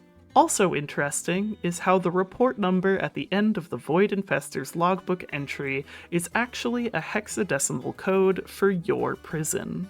The Void family of monsters also contains the largest and smallest enemies in the game, the Voidling and the Void Infestor. That is, if you don't include Providence's statue as its own enemy, which I don't. I spent embarrassingly long on this next fact, and also fully deleted all of the stills I made for it for seemingly no reason, meaning I had to make this completely from scratch. That's how committed I am. On the Scorched Acres map, there are a whole lot of both empty and full plant pots around the environment. In total, there are 158 pots on the first version of the map with both mountain access and the third raised platform. 101 on the second version of the map with mountain access and without the third raised platform, and 83 on the third version of the map without mountain access and with the third raised platform. Dividing each section of the map up into pieces, the far corner circle never has any pots on it. The first bridge from that circle to the main island has 31 pots. The main island never has any pots. The first raised island on all three maps has 10 pots. The bridge that connects the first raised island to the second has 14 pots. The second raised island has 21 pots. The artifact code on the second mountain has 3 pots. The bridge on version 1 and 2 that connects the mountain to the main islands has 14 pots. The circle on the mountain in both versions has 7 pots. And the third raised island on version 1 and 3 has 4 pots. Despite Scorched Acres being a relatively clean environment, it's clear that it has fallen to some amount of disarray, as some of these pots are out of their intended position. 7 of the 31 pots on Bridge 1 are wrong. 8 of the 10 pots on the first raised island are wrong. 4 of the 14 pots on Bridge 3 are wrong.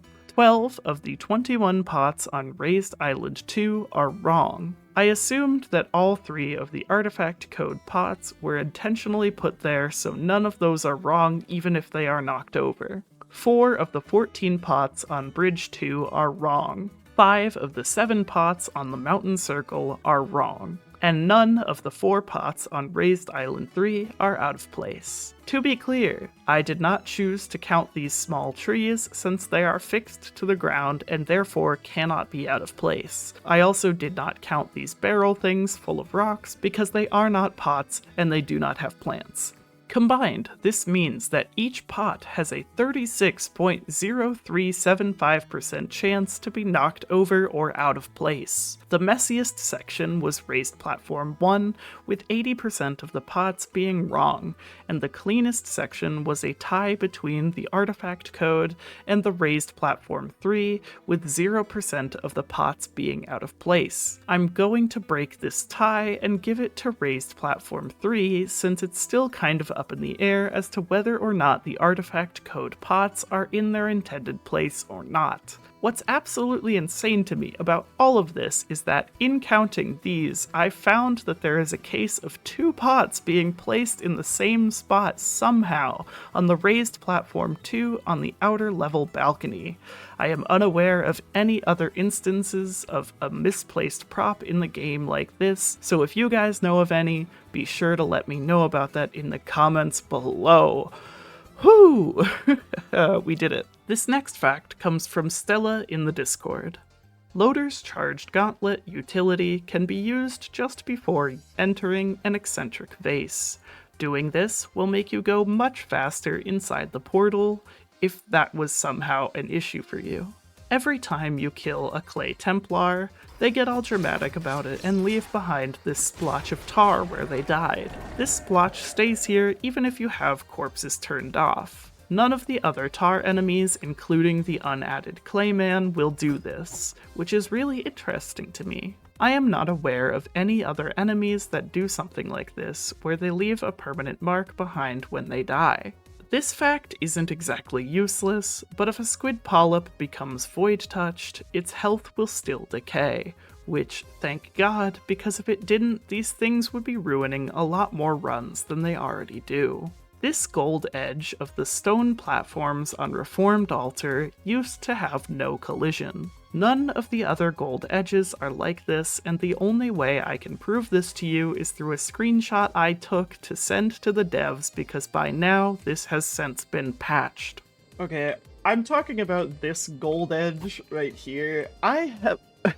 Okay, I searched through every single one of my videos because I know that this was in my video, one of my videos in the past, that was post Seekers of the Storm because obviously this map didn't come out until then, and I couldn't find it. I lost the screenshot somehow. Maybe the devs deleted it in the, with doing like Discord server maintenance or something, but you're just gonna have to take my word for it, okay? I just wasted like 45 minutes of my life, and I'm never getting that back. Each individual type of chest actually makes a slightly different sound. The various item type chests all sound the same, so there's no special sound for opening a regular damage chest as opposed to just a regular chest. But the others do have their own sounds. The rusted lockbox makes a very slight creaking noise when opened. The regular chest make this noise, and the cloaked chest is no different. The equipment barrel takes slightly longer to open and makes this noise. The large chest make this sound. And finally, the legendary chest has to be all dramatic about it. I personally wish each chest variant had a different sound, but I suppose I'll have to live with the fact that that isn't going to happen probably. The warped echo actually makes a very slight sound when you take the additional instances of damage. It sounds like a marimba or xylophone. The artifact reliquary's aura actually works as a functional shield, and will not allow you to interact with things on the inside of it or shoot through it. If you have multiple artifact keys in your inventory, they will not do more damage when interacting with the artifact reliquary. This next fact comes from @miseryftnt on YouTube.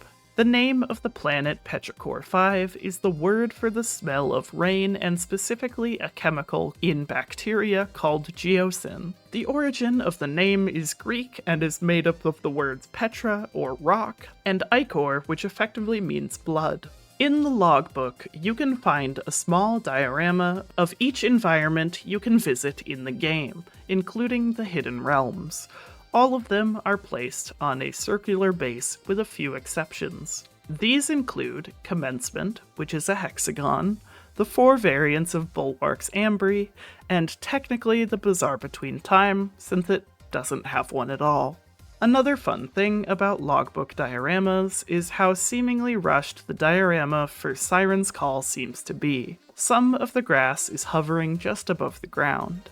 The spikes clip through the base of the diorama, and there is what seems to be a misplaced asset in the form of this what looks to be a snow-covered rock. As I'm writing this, I am just so excited about finding this silly little thing. This video is just a blast to make.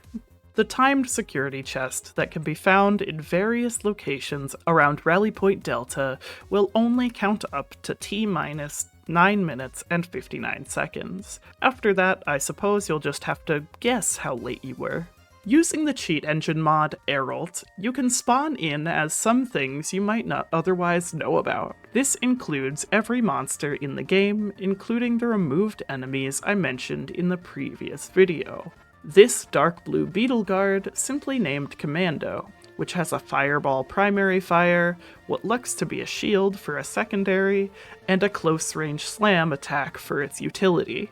You can spawn as a scuffed version of Bandit, which, if I'm correct, is from the first game. The only notable difference with him is that his special is now his secondary, and in its place seems to be some sort of a flare gun type attack.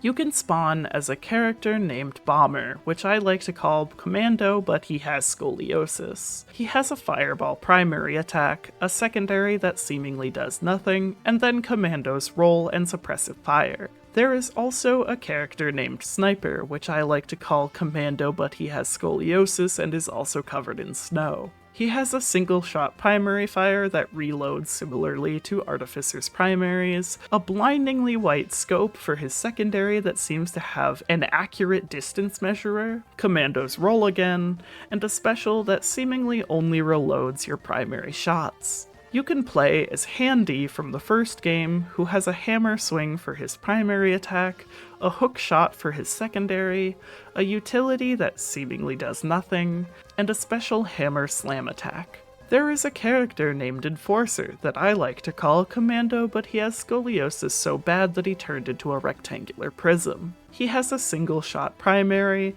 a secondary that seemingly does nothing, and Commando's roll and suppressive fire again. There's Engineer. No, not that Engineer. Incredibly Scuffed Engineer. That has a melee primary, some sort of projectile that doesn't seem to do anything for a secondary, and a dash for a utility. There is this version of Commando that has a one-time use primary attack, has the same roll and phase round, and a roided out version of his suppressive fire. This incredibly scuffed beetle. You can also play as any of the drones, each equipped with their own abilities. This includes this black equipment drone with a minigun that does not work.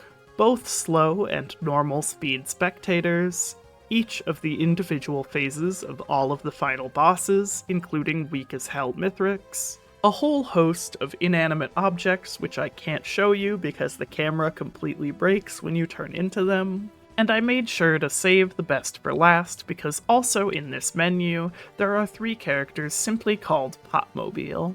The first one is just a jumble of wheels and shapes that shoots a burst of 2 bullets with its primary fire. It is very difficult to control. The second is a completely stationary object that has an automatic gun as its primary fire. And the third has no abilities, but most accurately resembles a car of all 3. I personally love the idea that at one point in development, the developers genuinely considered adding vehicles to this game. Remember the previously mentioned removed enemy, the assassin? Well, an interesting thing I found out about it while looking into the previous fact was that the projectile it throws is actually this unique looking shuriken. A shame we'll never get to see this enemy in action. This next fact comes from @Centauros Productions 8827 on YouTube. It's a pretty simple one, but you can stand on drones. This can most easily be seen with the TC-280, but it works with other drones as well. The 3 enemies I mentioned in my previous video were not actually the only removed enemies in the game. Also in the files, there is this thing called an ancestral pod, which, if left alone for a bit, will spawn a parent enemy. You can destroy it early to avoid this. Something called an arc wisp, which, despite looking cool, was probably removed due to its close resemblance to the greater wisp. And finally, this enemy, which is called the ancient wisp, which doesn't really care that much that you exist. If we choose to play as this enemy, we can see that it had 3 attacks: a close range slash, a chargeable ability that spawned explosions around it, and an explosion centered on itself. When using Artificer's Ice Wall utility on a thin piece of environment or on the edge of a cliff, it will bend down awkwardly like this, despite not really making any sense. When giving an equipment drone a Samarang, it will not carry it in its claws like it would any other equipment. Instead, it will just float off to the side. Interestingly, though, it will also have a smaller Samarang hovering just above it. I am unaware if this happens with any other equipment items, but it's still interesting nonetheless. Normally, the Shrine of Blood's holdout zone is shown in red.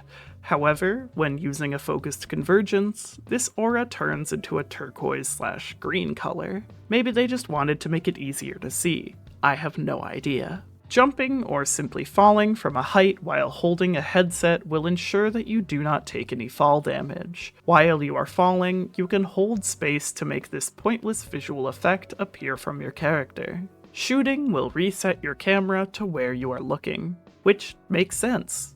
Otherwise, you are able to look at your character from any angle, though sometimes they are a little camera shy. You can walk through most interactables in the game. You can't walk through any of the shrines, though.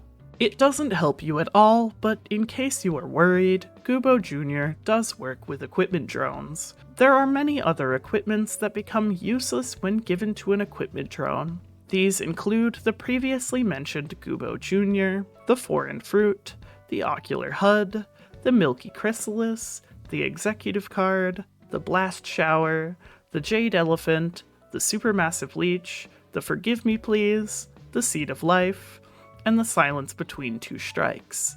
Every other equipment has some amount of useful effect on the player or enemies, and is therefore technically useful, which is the best kind of useful. Since he is included as an interactable, you cannot unlock the disabled Rex on Abyssal Depths during the teleporter fight. The Artifact of Delusion will give you a 3-item quiz with each chest to allow you to get an additional item. This quiz, however, does not care about rarity, only the minimum rarity that the chest can offer. This means that sometimes you will have a quiz on a regular chest that has 2 greens and a white, and if you have any memory at all, that would make the quiz a whole lot easier.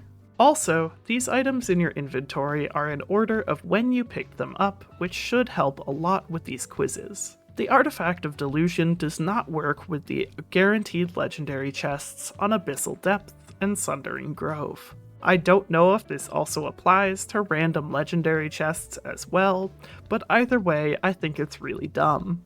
The Artifact of Devotion will replace all of the drone spawns in the game with Lemurian eggs. As expected, there are some items you cannot give them, as they would be too broken or would do nothing. Along with Lunar Void, scrap, and equipment items, this includes spare drone parts, since there are no drones to buff, Queen's Gland, Empathy Cores, Lepton Daisy, and the War Banner. For the most attentive of you, you will notice that this list does not include the regenerative scrap, which, seeing as they are unable to use printers, doesn't make a whole lot of sense. This next fact comes from some GD player in the Discord. In the Predatory Instincts logbook entry, it mentions the commando that killed Providence in Risk of Rain 1 and how he had, quote, 22 unblinking crimson eyes. This is a reference to how the lens maker's glasses only gave you 7% crit chance instead of the 10% it gives you now in the first game. With 7% per stack, you would need 14 glasses to achieve full crit chance, and with 2 lenses per glasses, that makes 22 unblinking eyes. Despite being rooted to the ground, the new Scorch Worms can still be pushed by the Squid Polyp's attacks and other forms of knockback. It looks about as dumb as you might expect. If you are able to skip past the pillars section of commencement, you are still able to interact and charge the pillars after finishing the fight. Doing this doesn't do anything for you, though. Except, I suppose, waste your time. The Survivors of the Void update added 71 new pieces of major content to the game. In no particular order, they are the alternate game mode Simulacrum, Railgunner, Void Fiend, and their respective mastery skins, the maps Siphoned Forest, Sulphur Pools, Aphelion Sanctuary, Void Locust, the Planetarium, and the Void Seed, which is technically considered its own environment, the 4 Interactables, Void Cradle, Void Potential, Crast Multishop, and the large category chests, the enemies, Void Devastator, Xi Construct, Voidling, Alpha Construct, Blind Pest, Blind Vermin, Clay Apothecary, Gup, Geep, Gip, Larva, Void Barnacle, Void Jailer, and the Void Infester, the elite aspects Mending and Void Touched, and 41 items. I'm not reading all of those out because that would just be a waste of time. When activating the Warped Echo's ability, you can see how many charges of delayed damage are left with how many orbs are rotating around you. If you had a comical amount of Warped Echoes, it would look like this.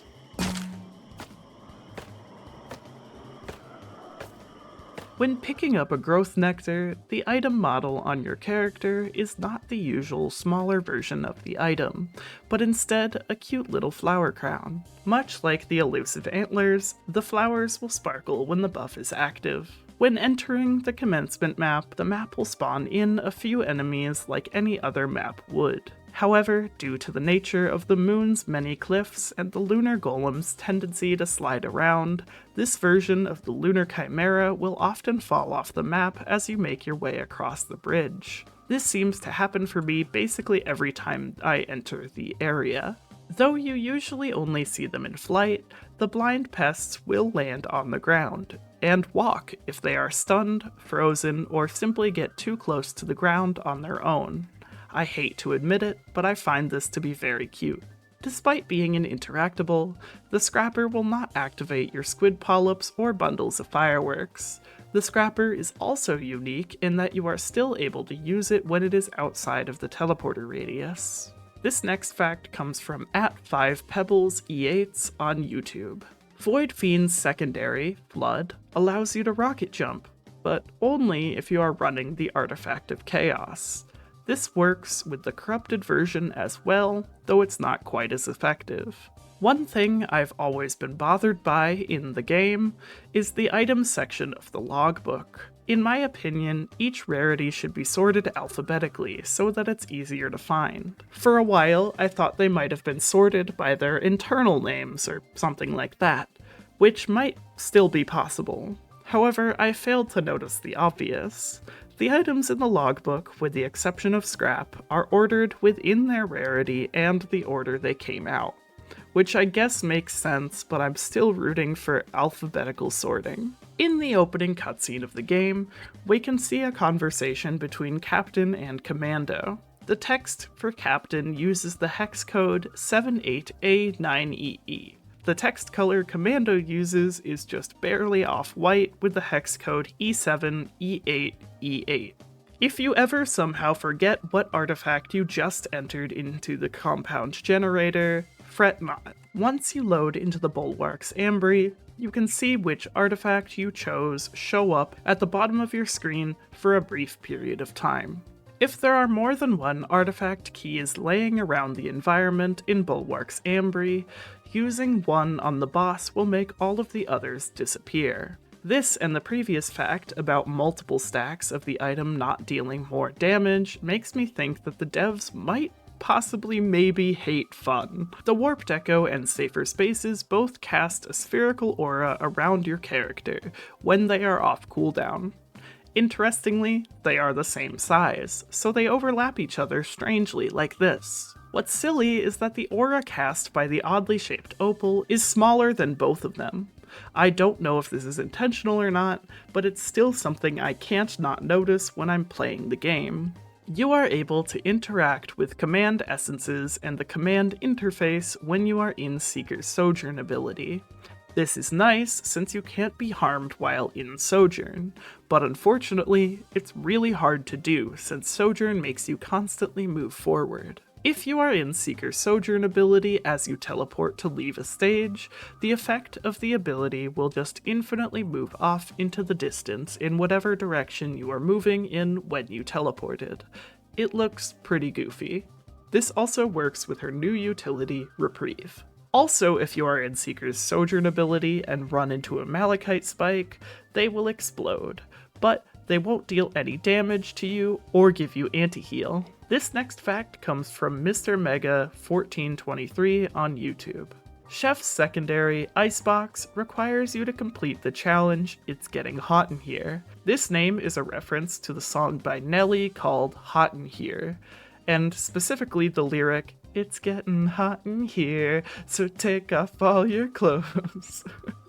I just had to sing it. Seeing as the challenge requires you to apply 20 stacks of burn onto Mithrix, and he notoriously is wearing nothing but a loincloth, this name choice makes a lot of sense.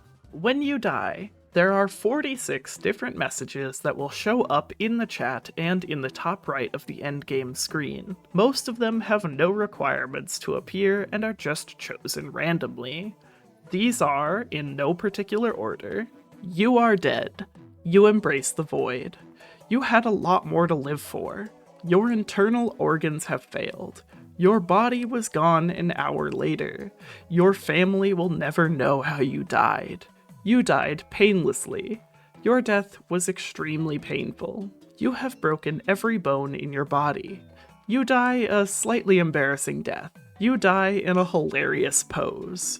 You really messed up. You have died. Maybe next time, you have passed away. Try again? Choose a new character? Consider lowering the difficulty. Try playing on drizzle mode for an easier time. Not a trace will be found. Remember that as time increases, so does difficulty. This planet has killed you. It wasn't your time to die. That was definitely not your fault. That was absolutely your fault. They will surely feast on your flesh. The harder they fall. Beep, beep, beep. Close. Come back soon. Crushed, smashed, dead. Get styled on. Dead from blunt trauma to the face. Dead, as in DED. Wrecked. You're dead, lol, get wrecked. Sucks to suck. And you walk towards the light.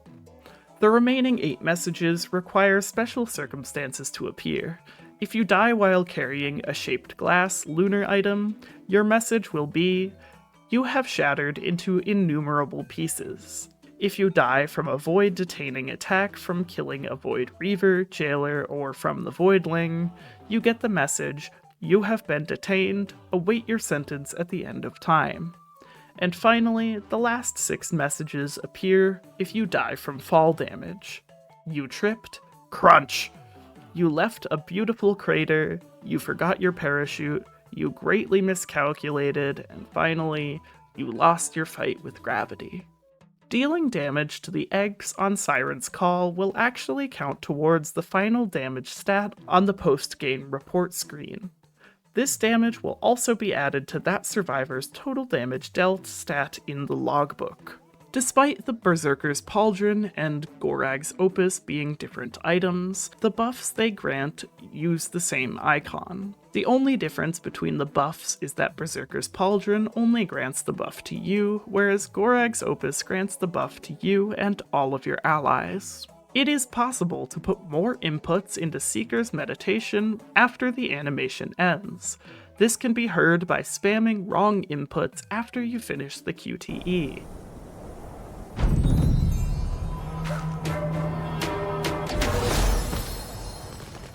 This doesn't do anything, I just thought it was funny. I noticed this while using the Herald cheat engine, but where there is the option to change your lunar coins and current money, there is a third option which I have never seen before. It only appears in the top corner upon cheating it in. I have absolutely no idea what it is used for, but it's definitely there. If you stand idle for a moment while carrying an alien head legendary item, it will begin to attract flies. The massive chain link in the center of Gilded Coast has 1, 2, 3, 32 links, and 3 of them are broken. Also interesting here is that the stars that surround the map are not part of the skybox, but instead are mapped along an invisible dome shape. What's even more interesting about these stars is how, despite the photo mode mod I'm using having no clip, it cannot pass through the stars and will instead slide off of them. This next fact comes from @KormQZ on YouTube. The gilded aspect is the only elite aspect in the game that, when held by the player, actually has an activatable ability. Despite this, when you become gilded via the Wake of Vultures, the activatable attack will happen automatically without you actually pressing any buttons to activate it. In the previous video, I mentioned the bird sharks on Distant Roost and how you are actually able to kill them if you have no moral compass. Well, if you want to be a monster and get your friends involved with your degeneracy, you can actually ping them to rally your team to attack them. What's also funny is that your on-hit and on-kill items will work on them as well, just like it would for any other monster. Another strange aspect about the pinging system is that you can actually ping the lunar rain shards that the false sun calls down in the second and third phase of his fight. In the chat, it will say that you want to attack them, even though you cannot do any damage to them, seeing as they are inanimate objects. Yet another interesting thing about the ping system on the Prime Meridian is that when you ping anywhere on the arena before you actually reach it, your ping will be centered on the arena instead of being exactly where you clicked. This is assumedly meant to signal everyone that you want to generally go to the arena instead of going to some random piece of debris, and I honestly think that's pretty cool.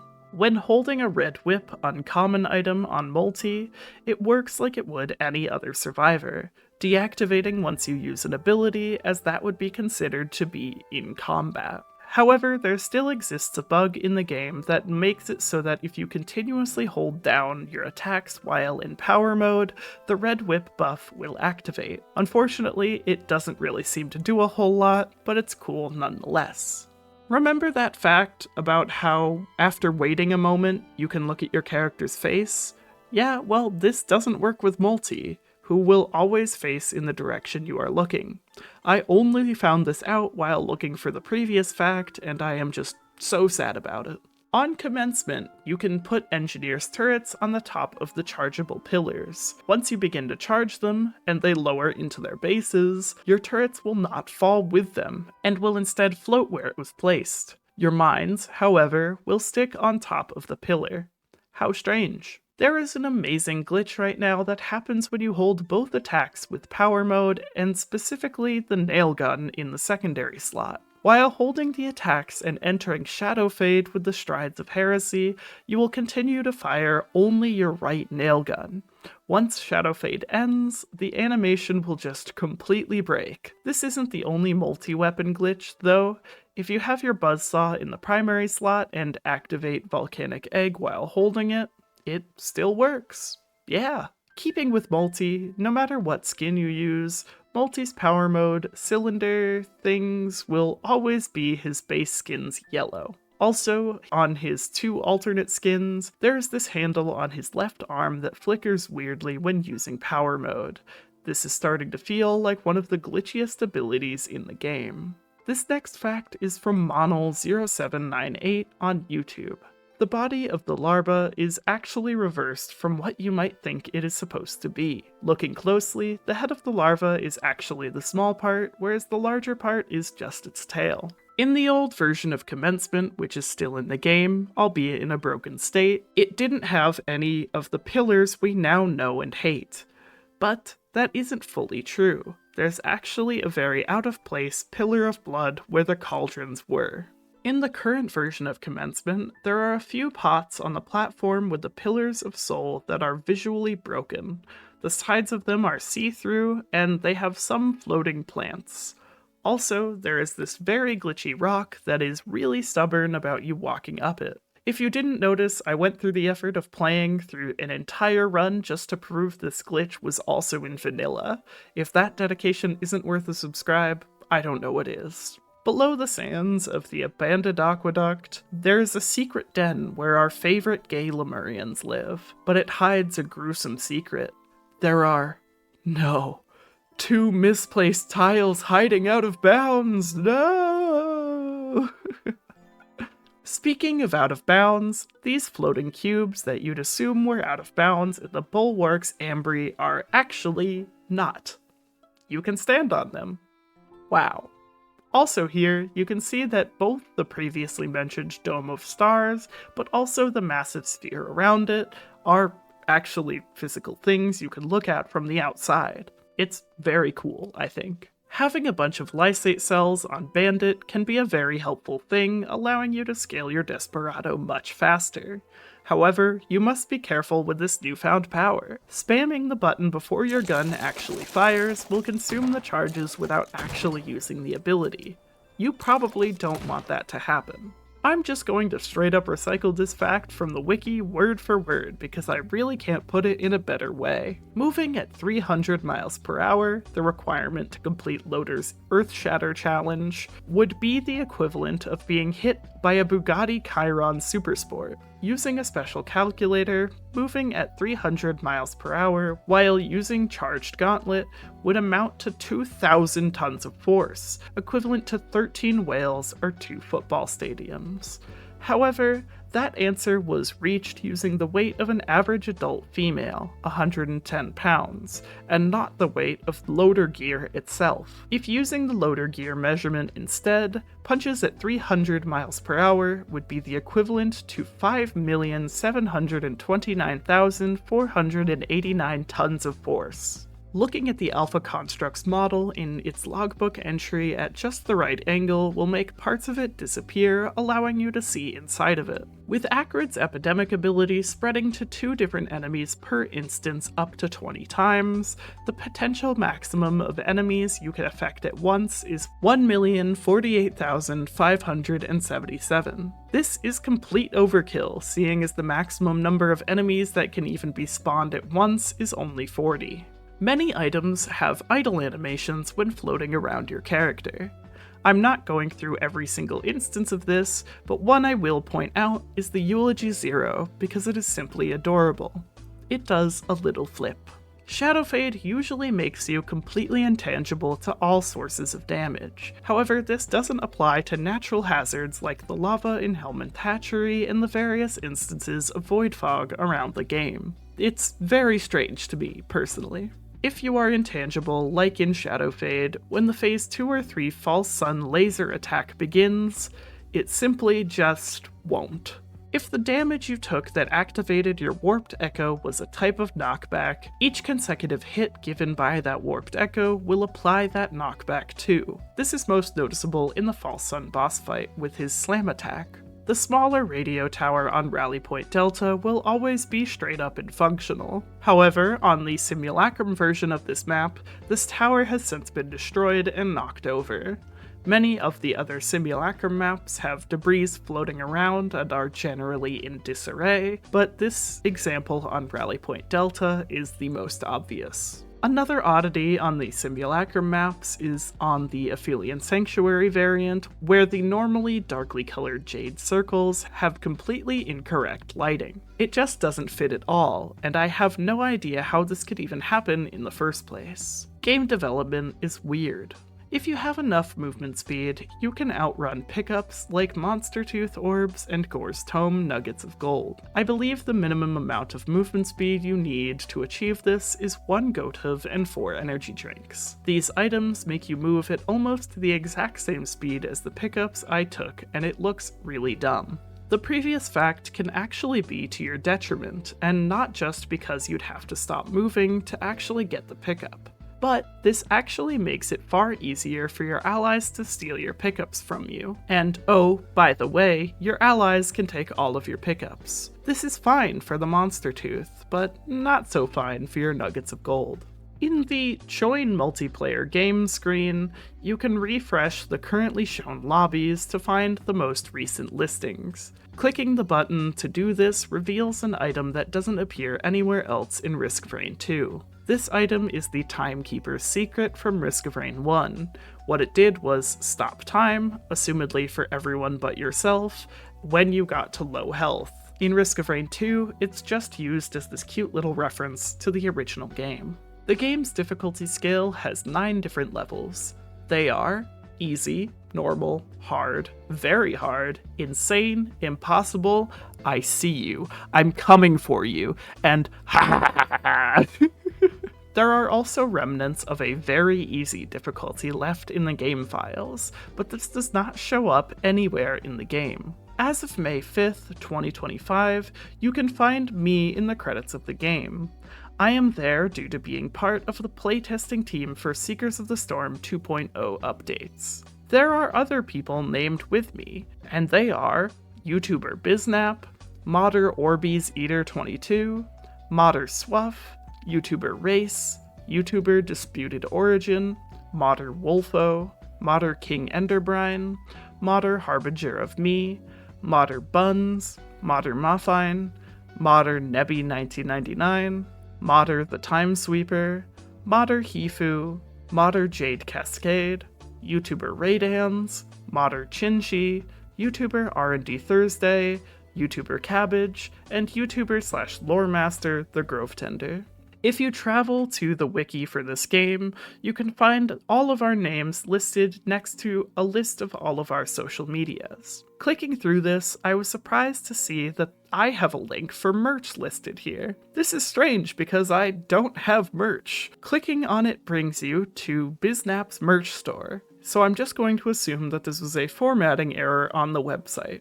To clarify, as of this video, I do not have any merch, so sorry if this got any of your hopes up. You can play Risk of Rain 2 in 11 different languages. They are American English, Spanish, French, Italian, German, Japanese, Korean, Brazilian Portuguese, Russian, Turkish, and Simplified Chinese, or commonly known as Mandarin. Every single song in the Risk of Rain 2 soundtrack is a reference to rain, storms, or otherwise water-related things.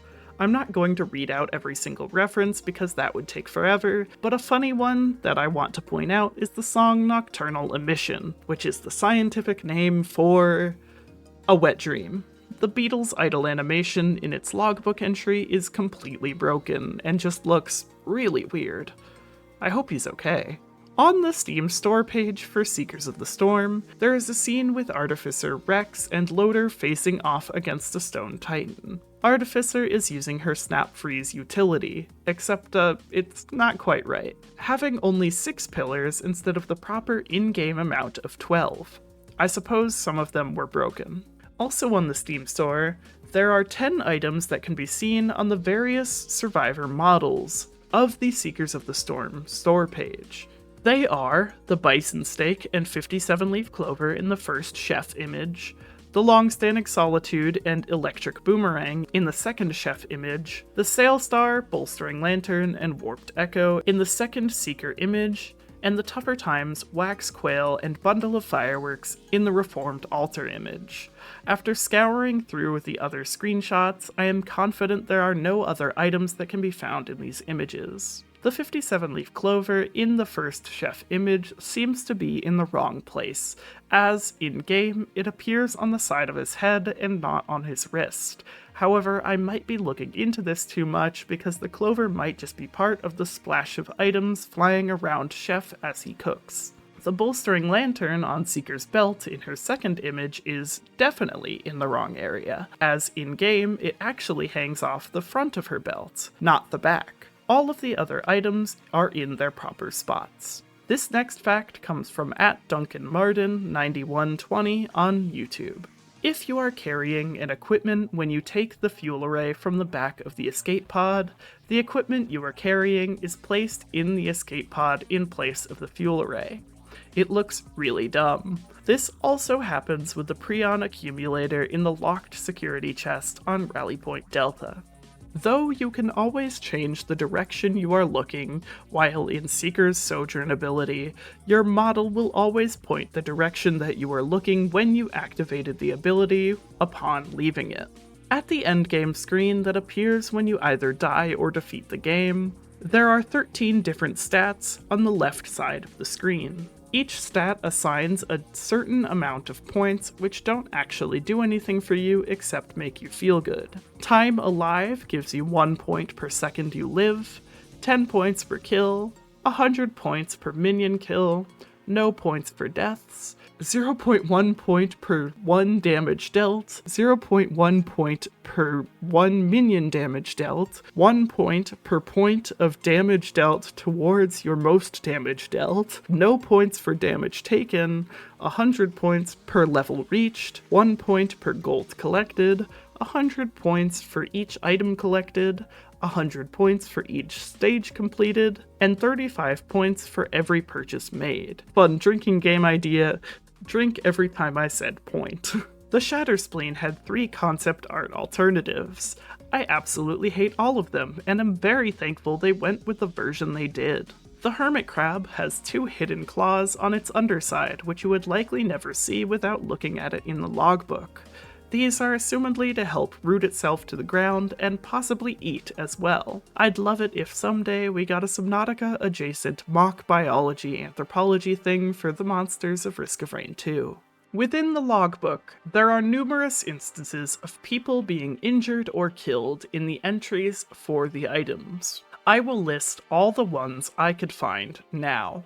The chronic expansion alludes to soldiers attacking each other due to overdoses of phencyclidine, which is a chemical found in PCP. The person in the lensmaker's glasses logbook entry is thrown to the ground by a stone golem, but survives. The medkit alludes to an injured group of soldiers recovering from a battle. The oddly shaped opal implies the death of a person named Parker. Someone named Jamie takes a bullet to the shoulder in the repulsion armor plate logbook entry. Someone named Johnson is recovering from a leg wound in the Roll of Pennies entry. 2 people harm themselves through negligence after playing with a stun grenade. The Tri-Tip Dagger's logbook entry implies it was used by a serial murderer. There is a mountain of corpses mentioned in the War Banners entry. A woman named Eleanor is slapped in the Warped Echoes entry, though the injury is superficial. The Bandelier's entry mentions people being dragged behind horses. The Berserker's pauldron was found in a dead soldier's hands. 2 people named James and Kite die in the Breaching Fins entry. The death mark mentions a professor that has fallen ill. The people in the Noxious Thorn entry are attacked by clay enemies, but one of them survives. Someone is slapped in the Squid Polyps entry. The soldier in the 57 Leaf Clovers entry walks past many other dead soldiers. Someone begs to be killed with the ceremonial dagger in its entry, and is assumedly successful. The man in the Electric Boomerang's entry suffers multiple injuries. The Head Stompers are actually a medical device for people from lower gravity planets to adjust to higher gravity ones and, in turn, avoid shattering their femurs. A man in the Happiest Masks entry seems to be injured in some way, but it's not specific. The soldier in the Sonorous Whispers entry has a broken arm and ruptured eardrum. The same Eleanor from earlier is electrocuted by the Genesis loop. The professor in the Shatterspleen entry cuts their hand, which bleeds profusely. The Corpse Bloom revives someone from near death. The long-standing solitude drives its user insane and gives them migraines. All of the heresy items describe the injuries given to the heretic during her torture. The Needletick's entry describes a person being tortured in simply unimaginable ways. The newly hatched Zoea implies the writer was harmed after eating a part of the item. And finally, one of the people in the Wungus's entry is implied to have been poisoned by eating too many of them. A quick clarification for this incredibly useless fact: I chose to omit anything that was not a direct or pretty obvious allusion to an injury, such as the Warhorn's War. People die in war, but nothing was specifically mentioned in the item's entry, if that makes sense. Anyways, I think the winner of all of this has to go to the Needletick because that one's just simply crazy, and this fact is already too long, so let's move on. On Rally Point Delta, in one of the open shipping containers, you can find 2 human skeletal remains. Other than the dead commandos on commencement, I believe this is the only other instance of human remains in the game. Also interesting is that one of the bodies seems to disappear when you get close to it, even while using FreeCam. To avoid blocking your view when scoping in as Railgunner, your model will completely disappear. This can most easily be seen with the Photo Mode mod, but it is incredibly hard to control due to its zoomed-in nature. On the character select screen, clicking through the various skills will not change anything about that character's model with the obvious exceptions of skins. There are 3 exceptions to this rule though. Engineer's turret will change behind him, as will the mine he's holding in his hands, and Chef's whole fire versus ice thing will change depending on which you choose. I honestly think they missed out, especially with characters like Artificer and Multi, who could have had their abilities changed around their hands according to which primary fire you had equipped. Another minor disappointment of the character select screen is only 4 survivors have idle animations beyond their simple breathing ones. Railgunner's backpack takes a second to cool off, Seeker does this little salute, as well as changing the position she meditates in. False Sun briefly loses control, and Chef both looks around and scrapes his cleaver and pizza cutter together. Again, why can't we have Bandit flip his gun around or something? Following the trend of naming things in the game after Gearbox and Hopu employees, Chef's mastery skin, Prez 10, is named after Preston Wheeler, who is just the coolest because when I couldn't make it out to the Creator Summit in Texas due to being sick, he went out of his way to send me this t-shirt. So I'd say he absolutely deserves the recognition. If you've never taken a look at what the encrusted key actually looks like beyond its icon, you'd see that it is designed to look like a skull, closely resembling that of a bird. I don't know if this has any lore relevance, I just thought it was interesting. The shipping request form has an X-shaped scratch on the back of its model. The chains hanging off of Akrid's wrist don't seem to care about what gravity has in mind for them, just sort of floating hither and roaming thither, even when you stop moving. They are also taught on his model in the character select screen, despite not being connected to anything. The Defense Nucleus logbook entry references the Xi construct looking like a fortune teller. For those of you who don't know, a fortune teller is an amateur form of origami that looks like this. And out of boredom, I tried to make one that resembled the monster. I'd give myself a 3 out of 10. The massive worm corpse on Hellman Thatchery is, in fact, a single corpse with a distinctive beginning and end. This worm is actually one of the gilded worms that fought with Providence in Risk of Rain 1 and Returns. He actually fought with 2 worms, and the second's corpse can actually be found out of bounds. In keeping with tradition, I felt it would only be appropriate to do this in the 3rd episode of the series as well. The console instance ID of the Aurelianite is 08136087074310876087134546. Woo! The Grove Tender's mask is not connected to its base. If we use free cam cheats and look behind the escape pod in the main menu, we can find that the panel on the back has since been removed, and so has its fuel array. I wonder who took it and what they're using it for. And finally, the obligatory, super useless, dumb, stupid, and incredibly time-wasting fact that isn't even remotely interesting part of this video goes to... If you were to read out every other word of the Scorchworm's logbook entry, it would sound like this. This the entry D. Naturalist, the redacted conjunction, the research documentation outer. I joined my friend, who, keeping safe this. We, Tharson, the magma deep these systems. The are, double height, a circle made polished. Keeping footing makes step-like. The rumbles and in tunnels. We the of and churning and find. The give to cavernous chamber magma. Nest these creatures. Sweat our suit's efforts. Worms away us. Burrowed their pools. Are here. Who them these? A grating continues. Reach camp the. Unnerving. I Tharson investigate. Find at. Near size Omega's leech. Of. I in as crunches into golden of hidden the. What is using find food? Vibration? Gauges the tell this a feeding. With nearly I for more of Worm Tharson camp. God, that was exhausting to read. I sound like a Sims character.